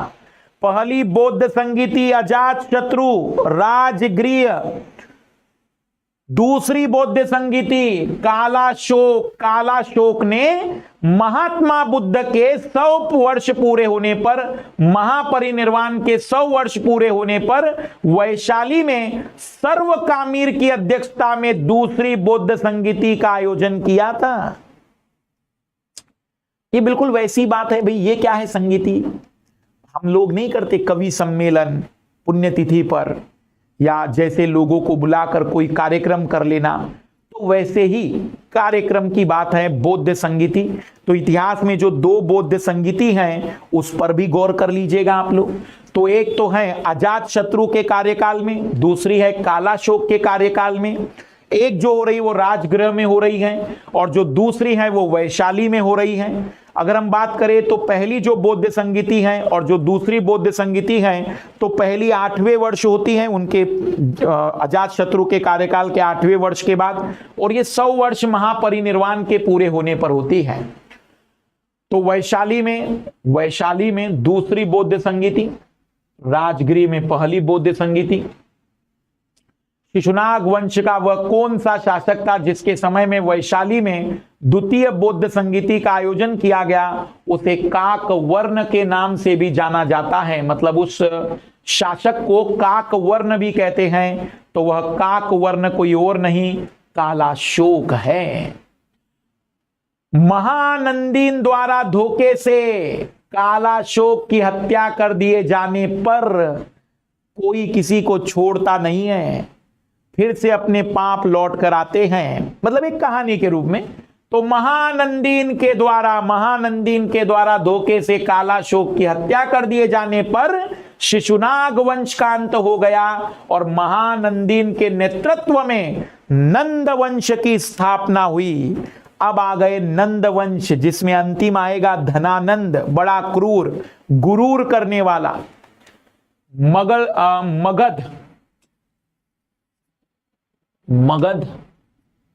मगध में शासन करने वालों में अब हम आ गए नंद वंश पर।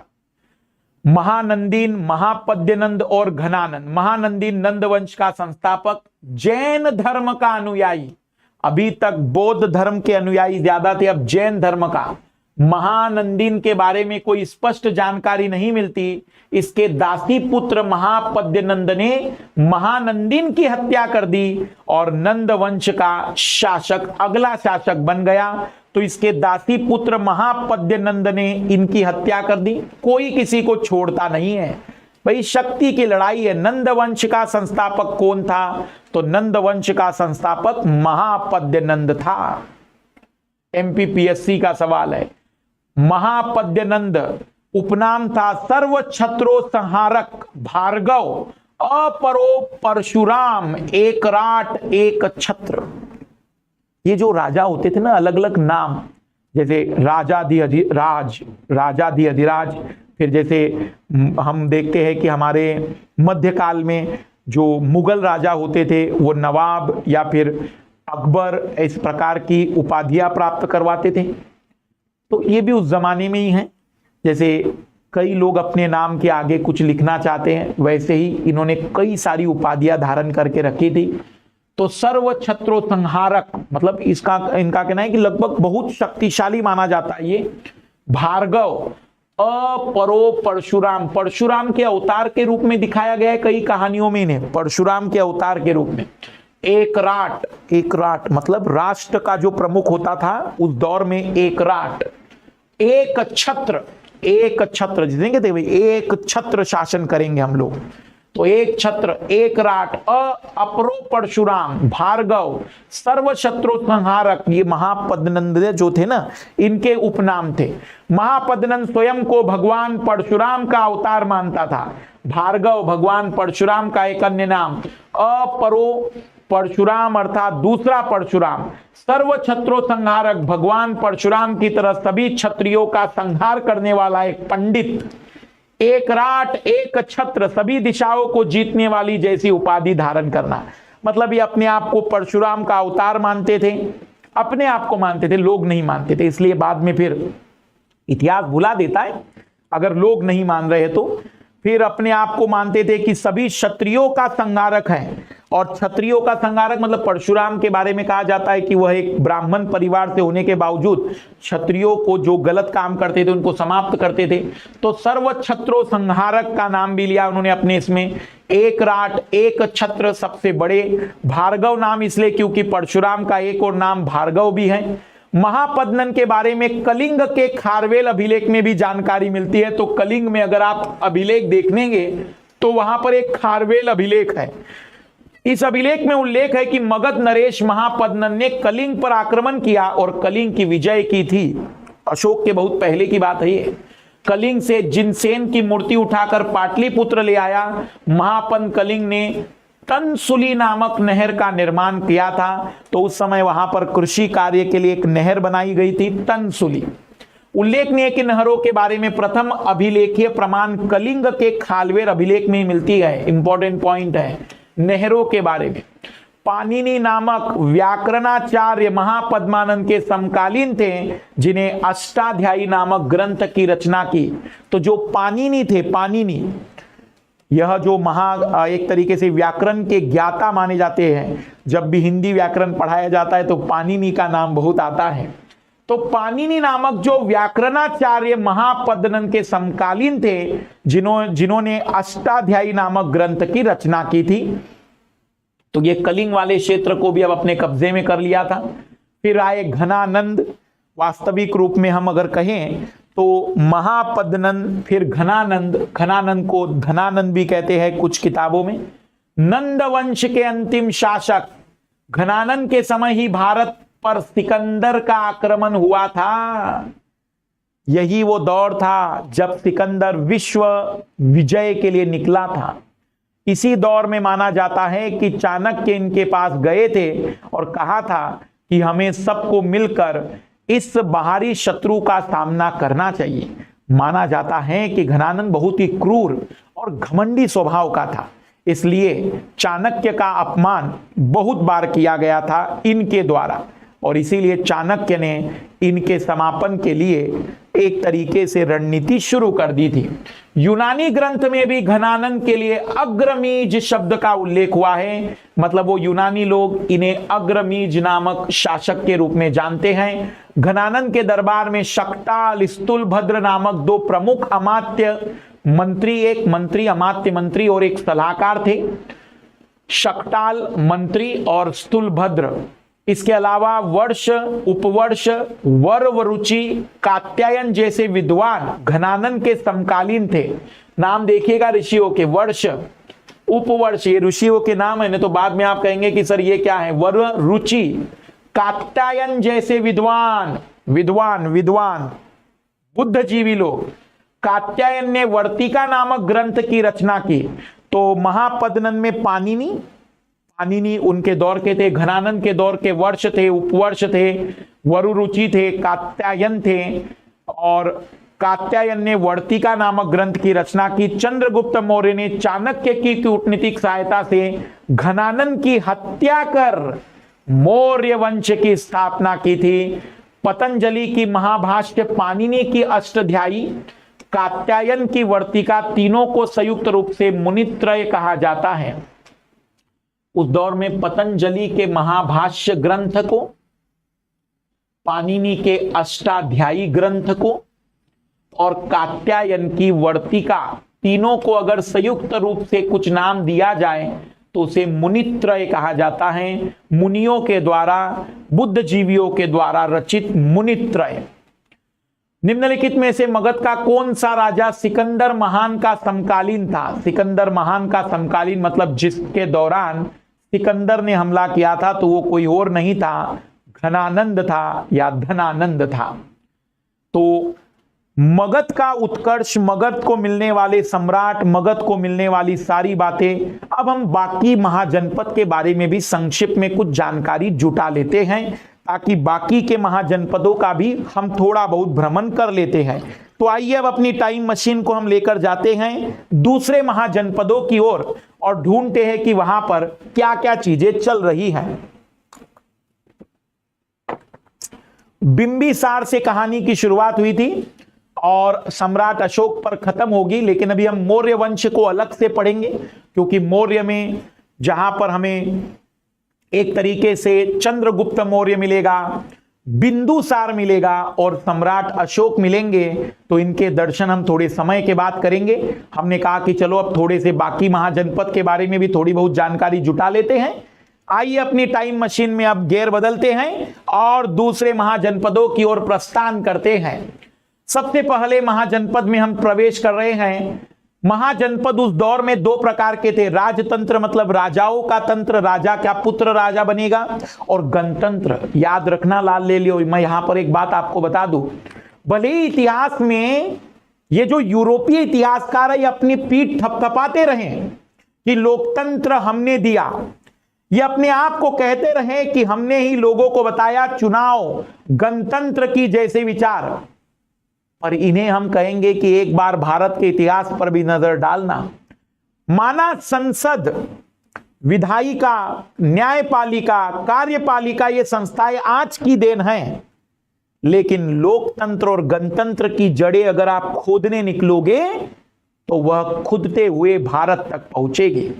तो हमें गर्व करना चाहिए कि ये जो लोकतंत्र का आडंबर करने वाले पश्चिमी देश के इतिहासकार हैं, इन्हें हम याद दिलाएं कि जिस दौर में तुम सोच भी नहीं सकते थे, उस दौर में गणतंत्र रह चुका है हमारे देश में।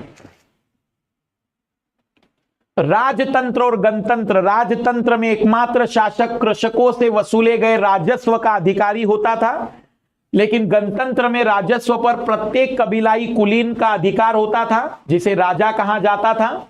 राजतंत्र शासक के पास एक नियमित व्यावसायिक सेना होती थी। गणतंत्र शासक में प्रत्येक राजा अपने सेनापति के अधीन सेना का प्रबंधन करने के लिए स्वतंत्र होता था। तो एक तरीके से राजतंत्र में एक व्यक्ति पर पूरी शासन व्यवस्था केंद्रित थी। तो एक तरीके से आप राजतंत्र को सोचना कि एक ही सत्ता है, और गणतंत्र को संघ जैसा सोचना, संघ जैसा कि एक सत्ता, उसके कई सारे सत्ता, बाकी सत्ता के हिस्से भी। राजतंत्र में ब्राह्मण प्रभावशाली थे, लेकिन प्रारंभिक गणतंत्र में उनके लिए कोई स्थान नहीं था। गणतंत्र व्यवस्था में कुलीनों की समिति के अंतर्गत कार्य किया जाता था, जबकि राजतंत्र में निर्णय प्रक्रिया केवल एकमात्र शासक तक ही सीमित थी। तो राजतंत्र केंद्रीयकरण का प्रतीक है, जहां पूरी शक्तियां एक व्यक्ति के पास हैं। गणतंत्र में शक्ति का बंटवारा है, वहां पर राजस्व का बंटवारा है, निर्णय लेने में भी कई सारे परिवर्तन आते हैं। मल्ल, वज्जी, कंबोज, कुरु गणतांत्रिक 4 महाजनपद प्रणाली पर आधारित थे। याद कर लीजिए लाल लालियो, मल्ल, वज्जी, कंबोज, कुरु। तो कंबोज उधर चले जाइए, अफगानिस्तान पाकिस्तान की सीमा पर, कुरु दिल्ली वाला हस्तिनापुर वाला क्षेत्र। फिर मल्ल और वज्जी, मल्ल जो माल्या वाला हमने कहा था पूर्वी वाला क्षेत्र, वज्जी वहीं पर है। तो मल्ल और वज्जी। गणतंत्र के अंतर्गत कई प्रकार के संघ या गण बने होते थे जो एक ही महाजनपद के अलग अलग भागों पर शासन करते थे। तो महाजनपद के अंतर्गत शासन करने वाले कई गण होते थे और इन गणों से मिलकर फिर पूरा निर्णय हुआ करता था। मल्ल में 2 गण पावा और कुशीनारा थे, जैसे कि मल्ल में अगर हम बात करें तो जिन्हें पावा के मल्ल और कुशीनारा के मल्ल कहा जाता था। वज्जी में 8 समूह थे, वैशाली के लिच्छवी, कुंडग्राम के ज्ञात्रक, मिथिला के विधेय, रामग्राम के कालीय, कौलीय, उग्र, भोग, मौरव्य और इक्ष्वाकु। मतलब ये गण हुआ करते थे, इन गणों से मिलकर महाजनपद बनता था, निर्णय लिए जाते थे। तो एक तरीके से गणतंत्रात्मक व्यवस्था भी थी जो कुछ आधुनिक व्यवस्था संघवाद के जैसा दिखती है। आइए लाल लालियो, सबसे उत्तर में जो महाजनपद है वो है कंबोज, सबसे दक्षिण में जो है वो अश्मक भी कहते हैं और असक भी कहते हैं, असक या अश्मक। सबसे पूर्व में है अंग, अंगराज कर्ण वाला अंग, और सबसे पश्चिम में हम कहेंगे कि गांधार, जो गांधार उत्तर के रूप में भी आप कह सकते हैं, पर सबसे उत्तर में कंबोज आएगा। वर्तमान भारत की सीमा के बाहर कंबोज और गांधार हैं। अफगानिस्तान में कंबोज मिलता है, पाकिस्तान में कंबोज और गांधार, क्योंकि कंबोज का क्षेत्र, क्योंकि वो कोई एक जगह थोड़ी है, वो एक क्षेत्र है। तो मान लो ये अफगानिस्तान में मिलता है, ये पाकिस्तान में मिलता है, तो कंबोज को पाकिस्तान में भी गिना जाएगा, अफगानिस्तान में भी गिना जाएगा। पाकिस्तान में स्थित महाजनपद में कंबोज और गांधार, पूरी तरह से गांधार पाकिस्तान में। दक्षिण भारत का एकमात्र महाजनपद अश्मक या अस्सक, दोनों नाम एक ही है। तो आइए पहले एक आइडिया ले लेते हैं, कंबोज और गांधार। आइए टाइम मशीन से अब चलते हैं, अफगानिस्तान की सीमा पर आपको लेकर जाते हैं, वर्तमान के अफगानिस्तान में। वहां की राजधानी थी हाटक या राजपुर। तो कैसे याद रखना है, याद कैसे रखना है भी, कंबोज की राजधानी। अब वो भारत से हट गए हैं, भारत से क्या हो गए हैं, हट गए हैं। तो एक तो है हाटक, एक तो है हाटक, और दूसरा नाम जो उसका रखा गया है राजपुर, राजपुर। तो आप इसको याद रखिएगा, हाटक के साथ साथ राजपुर के रूप में। मैं इसे राज कपूर कहता हूं, राज कपूर याद करने के लिए भी राज कपूर ऐसे याद रखेंगे कि राज कपूर, हाटक, कंबोज।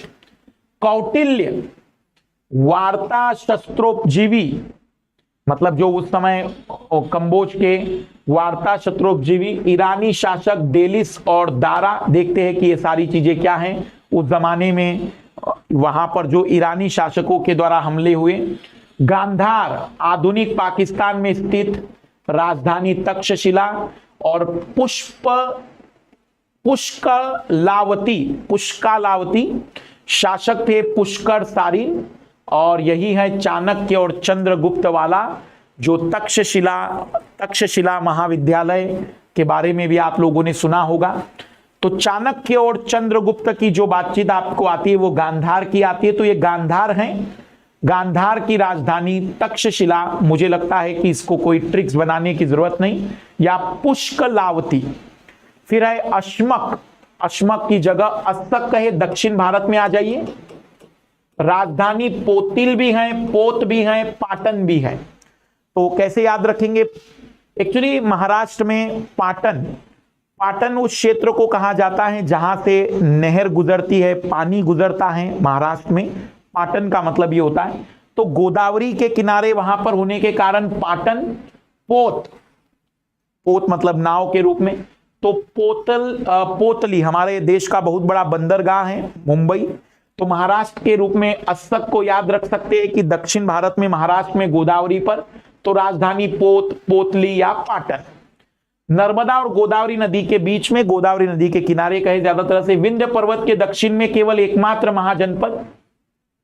फिर कुरु महाजनपद, इसे तो मुझे लगता है कि बताने की जरूरत ही नहीं है, महाभारत की पूरी कहानी कौरव पांडवों की।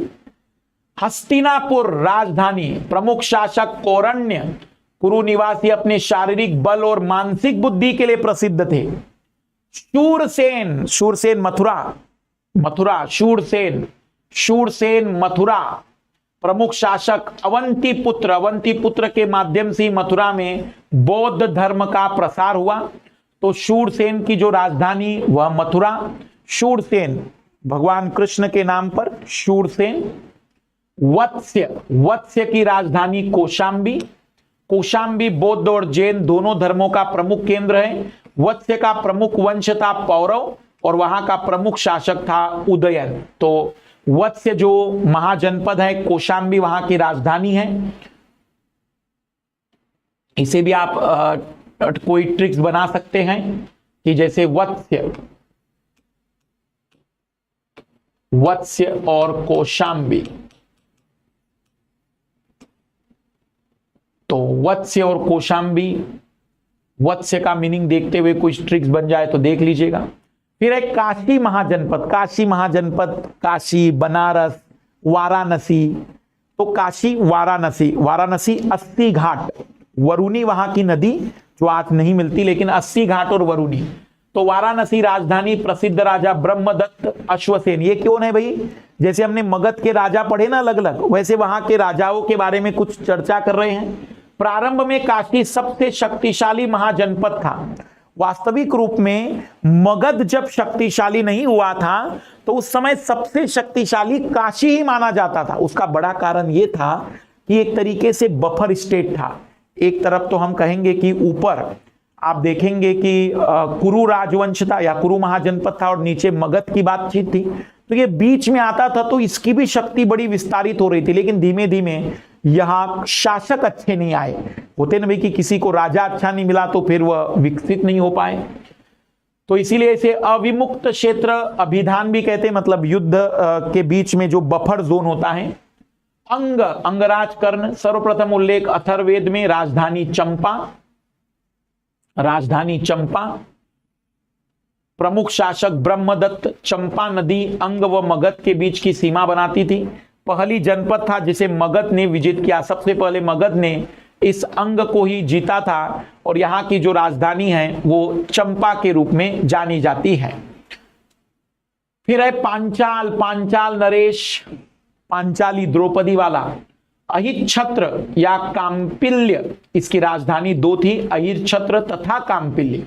पांचाल महाजनपद दो भागों में बटा था। दोनों को भागीरथी नदी उत्तर और दक्षिण भाग में बांटती थी, इसलिए उत्तर और दक्षिण भाग की भी अलग अलग राजधानियां थी।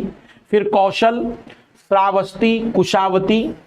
श्रावस्ती का नगर विन्यास अर्धचंद्राकार था और सदानिरा, गंडक, गोमती नदी, सई नदी प्रसिद्ध शासक वहां के प्रसेनजित थे। नदियां यहां से गुजरती हैं। वज्जी 8 गणों का संघ, राजधानी वैशाली था। गंगा नदी वज्जी और मगध के बीच सीमा रेखा बनाती है और महावीर वज्जी गणराज्य के ही राजकुमार थे। महावीर जैन। फिर चेदी, ऋग्वेद में उल्लेख है, चेदी शिशुपाल।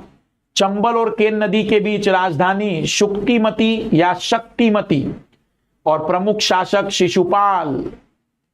अवंती, राजधानी उज्जैनी। महिष्मती, बाहुबली वाली मूवी याद करिएगा, महिष्मती। वेत्रवती नदी, महिष्मती नदी। मगध के अतिरिक्त यही राज्य था जहां लोहे की खानें थी और चंड प्रद्योत यहां के प्रमुख शासक थे जिनको पीलिया हो गया था। मत्स्य, राजस्थान में चले आइए।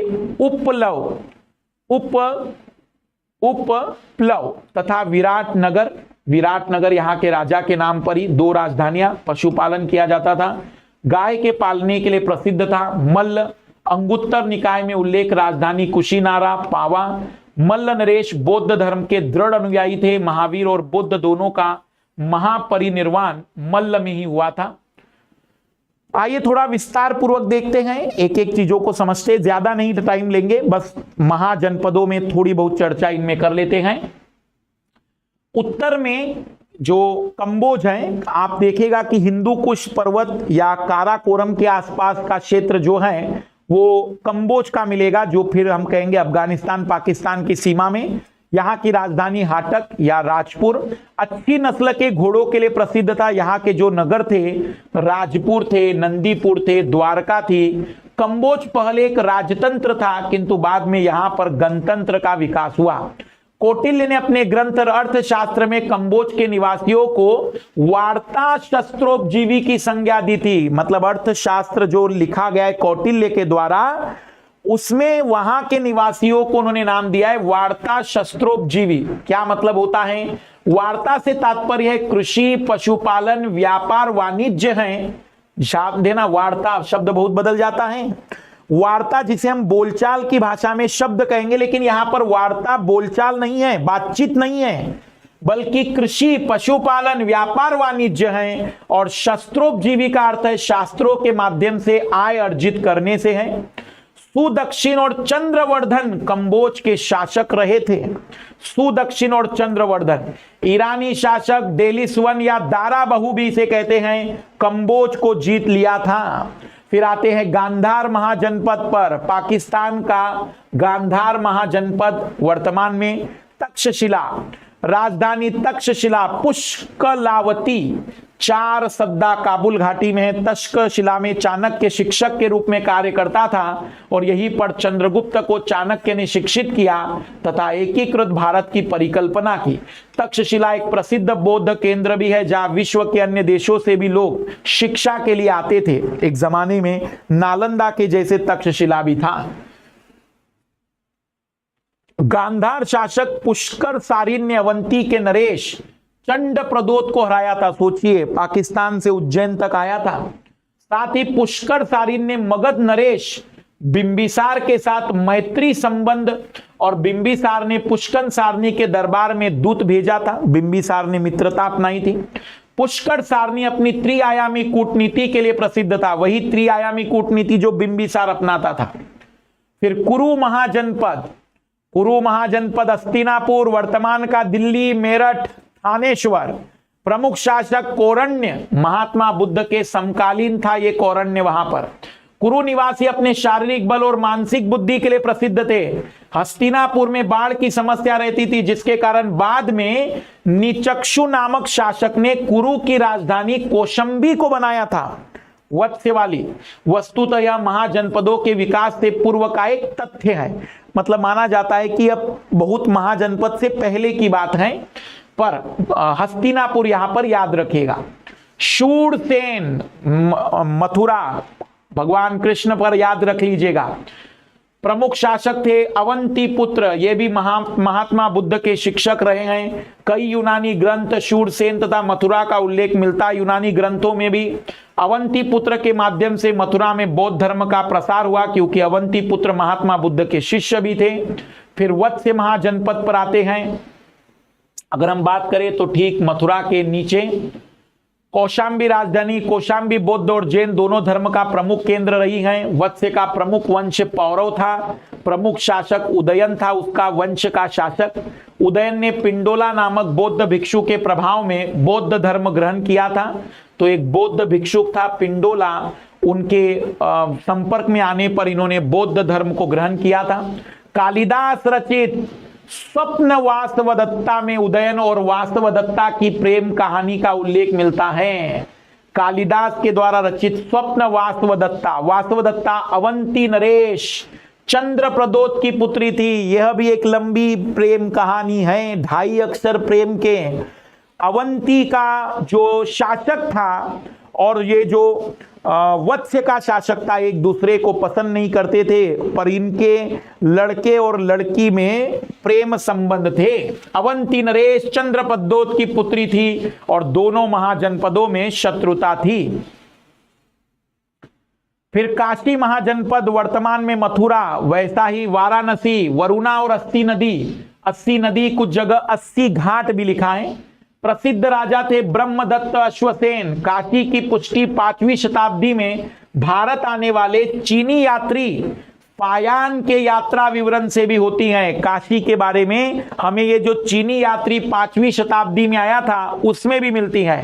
काशी की स्थापना पुरुरवा वंश के राजा काश द्वारा की गई। जब मगध का विस्तार हुआ तो काशी मगध का हिस्सा बन गया था।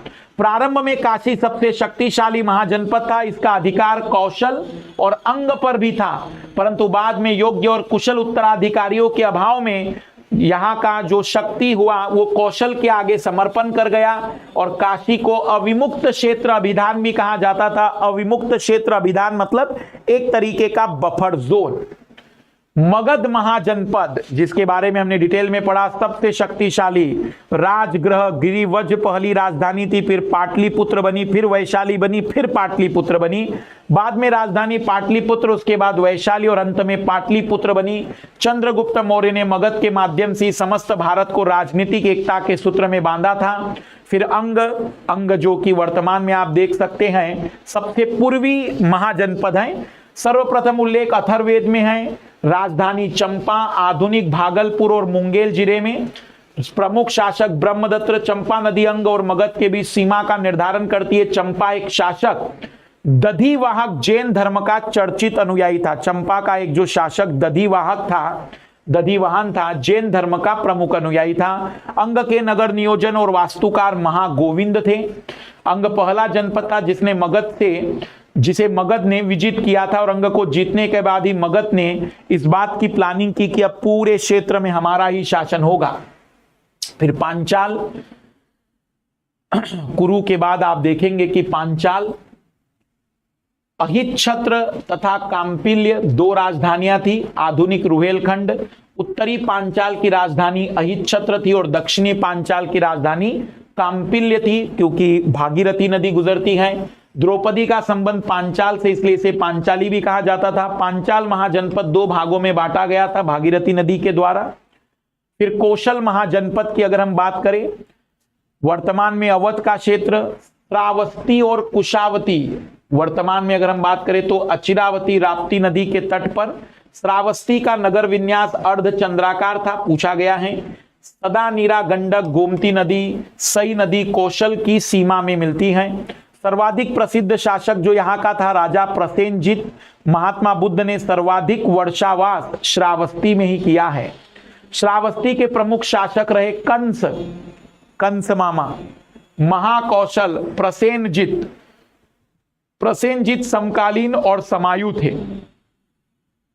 प्रसेनजित के समकालीन और समायु थे, मतलब उसी समय दौर के थे। वज्जी महाजनपद, वज्जी 8 गणों का संघ था, जिसमें सबसे प्रमुख लिच्छवी था। 8 गणों में भी सबसे बड़ा लिच्छवी था। गण मतलब एक तरीके से राजाओं से मिलकर महाजनपद। लिच्छवी गणराज्य को विश्व का पहला गणतंत्र माना जाता है। राजधानी वैशाली गंडक नदी के तट पर। गंगा नदी वज्जी और मगध के बीच की सीमा का निर्धारण करती है। बिहार का बुद्धकालीन गणराज्य है। महावीर वज्जी गणराज्य के ही राजकुमार थे। चेदी महाजनपद, ऋग्वेद में चेदी का उल्लेख मिलता है। चंबल और केन नदी मध्य प्रदेश में आ गए हम। शुक्तिमती शक्तिमती आधुनिक बुंदेलखंड। प्रमुख शासक शिशुपाल। अवंती महाजनपद उज्जैनी राजधानी महिष्मती। दोनों के बीच वेत्रवती नदी बहती है। मगध के अतिरिक्त यही राज्य था जहां लोहे की खानें थी। चंड प्रद्योत जो महावीर और बुद्ध के समकालीन थे, उन्हीं को हो गया था पीलिया। चीनी यात्री युआन चोंग की रचनाओं में अवंती का कई बार उल्लेख मिलता है। तो चीनी यात्री जो युआन चोंग आए थे, बुद्ध ने प्रचार के लिए अनेक क्षेत्रों की यात्रा की, लेकिन कभी वह उज्जैनी नहीं पहुंच पाए, लेकिन वो अवंती नहीं पहुंच पाए। तो कौन से महाजनपद में कभी नहीं पहुंच पाए बुद्ध? तो हम कहेंगे कि अवंती में। फिर मत्स्य महाजनपद है, राजस्थान का क्षेत्र। उपप्लव विराटनगर वर्तमान राजस्थान राज्य के जयपुर, अलवर और भरतपुर जिलों में। महाजनपद का नाम इसके संस्थापक विराट के नाम पर पड़ा। पशुपालन विशेषकर गायों के पालन के लिए प्रसिद्ध। फिर है अश्मक महाजनपद, जो सबसे अश्मक की जगह अस्सक भी कहा जाता है। पोतली पोत पाटन नर्मदा गोदावरी के बीच में, हम कहे गोदावरी के तट पर। एकमात्र महाजनपद जो विंध्य पर्वत के दक्षिण में है, महाराष्ट्र में था। यह एकमात्र जनपद था जो दक्षिण भारत का है। अवंती ने बाद में अश्मक या अस्सक को जीत लिया था। फिर मल्ल महाजनपद, इसका उल्लेख अंगुत्तर निकाय में मिलता है। अंगुत्तर निकाय जो बौद्ध धर्म का है। राजधानी कुशीनारा और पावा थी। मल्ल नरेश बौद्ध धर्म के दृढ़ अनुयायी थे। महावीर और बुद्ध दोनों ने ही अपने निर्वाण के लिए मल्ल महाजनपद को चुना था। तो दोनों का जो महानिर्वाण हुआ था वो मल्ल में ही हुआ था। सबसे उत्तर में कंबोज, अस्सक, अंग, गांधार। तो हमने इसमें देख लिया कि किस तरीके की सारी चीजें थी ये। महाजनपद काल महान परिवर्तनों का काल था। द्वितीय नगरीकरण महान परिवर्तनों का काल। आर्थिक परिवर्तन, व्यापार वाणिज्य का प्रसार हुआ, सिक्कों का प्रचलन हुआ, राज्य द्वारा व्यापारियों को संरक्षण दिया गया, व्यापारियों द्वारा राजाओं की आर्थिक सहायता, व्यापारियों के समूह सृष्टि के बारे में व्यापक जानकारी। द्वितीय नगरीकरण, कृषि तथा व्यापार के प्रसार ने स्थायित्व को बढ़ावा दिया, लोगों की आर्थिक स्थिति मजबूत होने के कारण जीवन स्तर में सुधार। वर्ण व्यवस्था का कठोर आचरण, जाति प्रथा का प्रचलन, महिलाओं की स्थिति में अत्यंत गिरावट। फलस्वरूप इन सामाजिक कमियों के विरुद्ध एक सामाजिक प्रतिक्रिया भी प्रारंभ हुई और जिस तरीके से कठोर धार्मिक कर्मकांड अपनाए गए, जैन और बौद्ध धर्म का प्रसार इन्हीं कारणों से भी होता है। हालांकि यह सामाजिक प्रतिक्रिया धार्मिक आवरण में हुई और महिलाओं की स्थिति में सुधार हेतु कोई ठोस प्रयास नहीं किए, अर्थात महाजनपद काल में महिलाओं की स्थिति हीन बनी रही। इसका प्रमुख कारण यह था कि महिलाओं की स्थिति इतनी कमजोर और पिछड़ी हुई थी कि महिलाओं द्वारा वैचारिक स्तर पर विद्यमान व्यवस्था के विरुद्ध कोई तीव्र आंदोलन और पहल ही शुरू नहीं की गई। कि हम कहते हैं भाई कि अब वो इतने कमजोर कर दिए गए थे, इतना उनका शोषण कर लिया गया था कि अब उनके पास कोई वैचारिक स्तर ही नहीं बचा था कि वो अपने अधिकारों की मांग भी कर सके। वैदिक धर्म के प्रति तीव्र विरुद्ध प्रतिक्रिया इस दौरान दिखाई देगी और यही है जो वैदिक प्रतिक्रिया होगी, वही बौद्ध और जैन धर्म का उत्पत्ति का आधार उत्पन्न करेगी। धार्मिक आधार पर भेदभाव के फलस्वरूप जैन और बौद्ध धर्म का उदय होगा। तो लाल लालियों, मुझे जरूर बताइएगा कि महाजनपद काल आपको कैसा लगा। अगली मुलाकात हमारी अब मौर्य काल में होगी, लेकिन उससे पहले हम जैन और बौद्ध धर्म को कंप्लीट करेंगे। सभी लाल लालियों को मैं बता दूं कि शनिवार के दिन हम एक टेस्ट रख रहे हैं स्पेशल क्लास के रूप में। लाल लालियों, हम एक टेस्ट रख रहे हैं स्पेशल क्लास के रूप में शाम 5 बजे शाम, शनिवार को शाम 5 बजे टेस्ट होगा।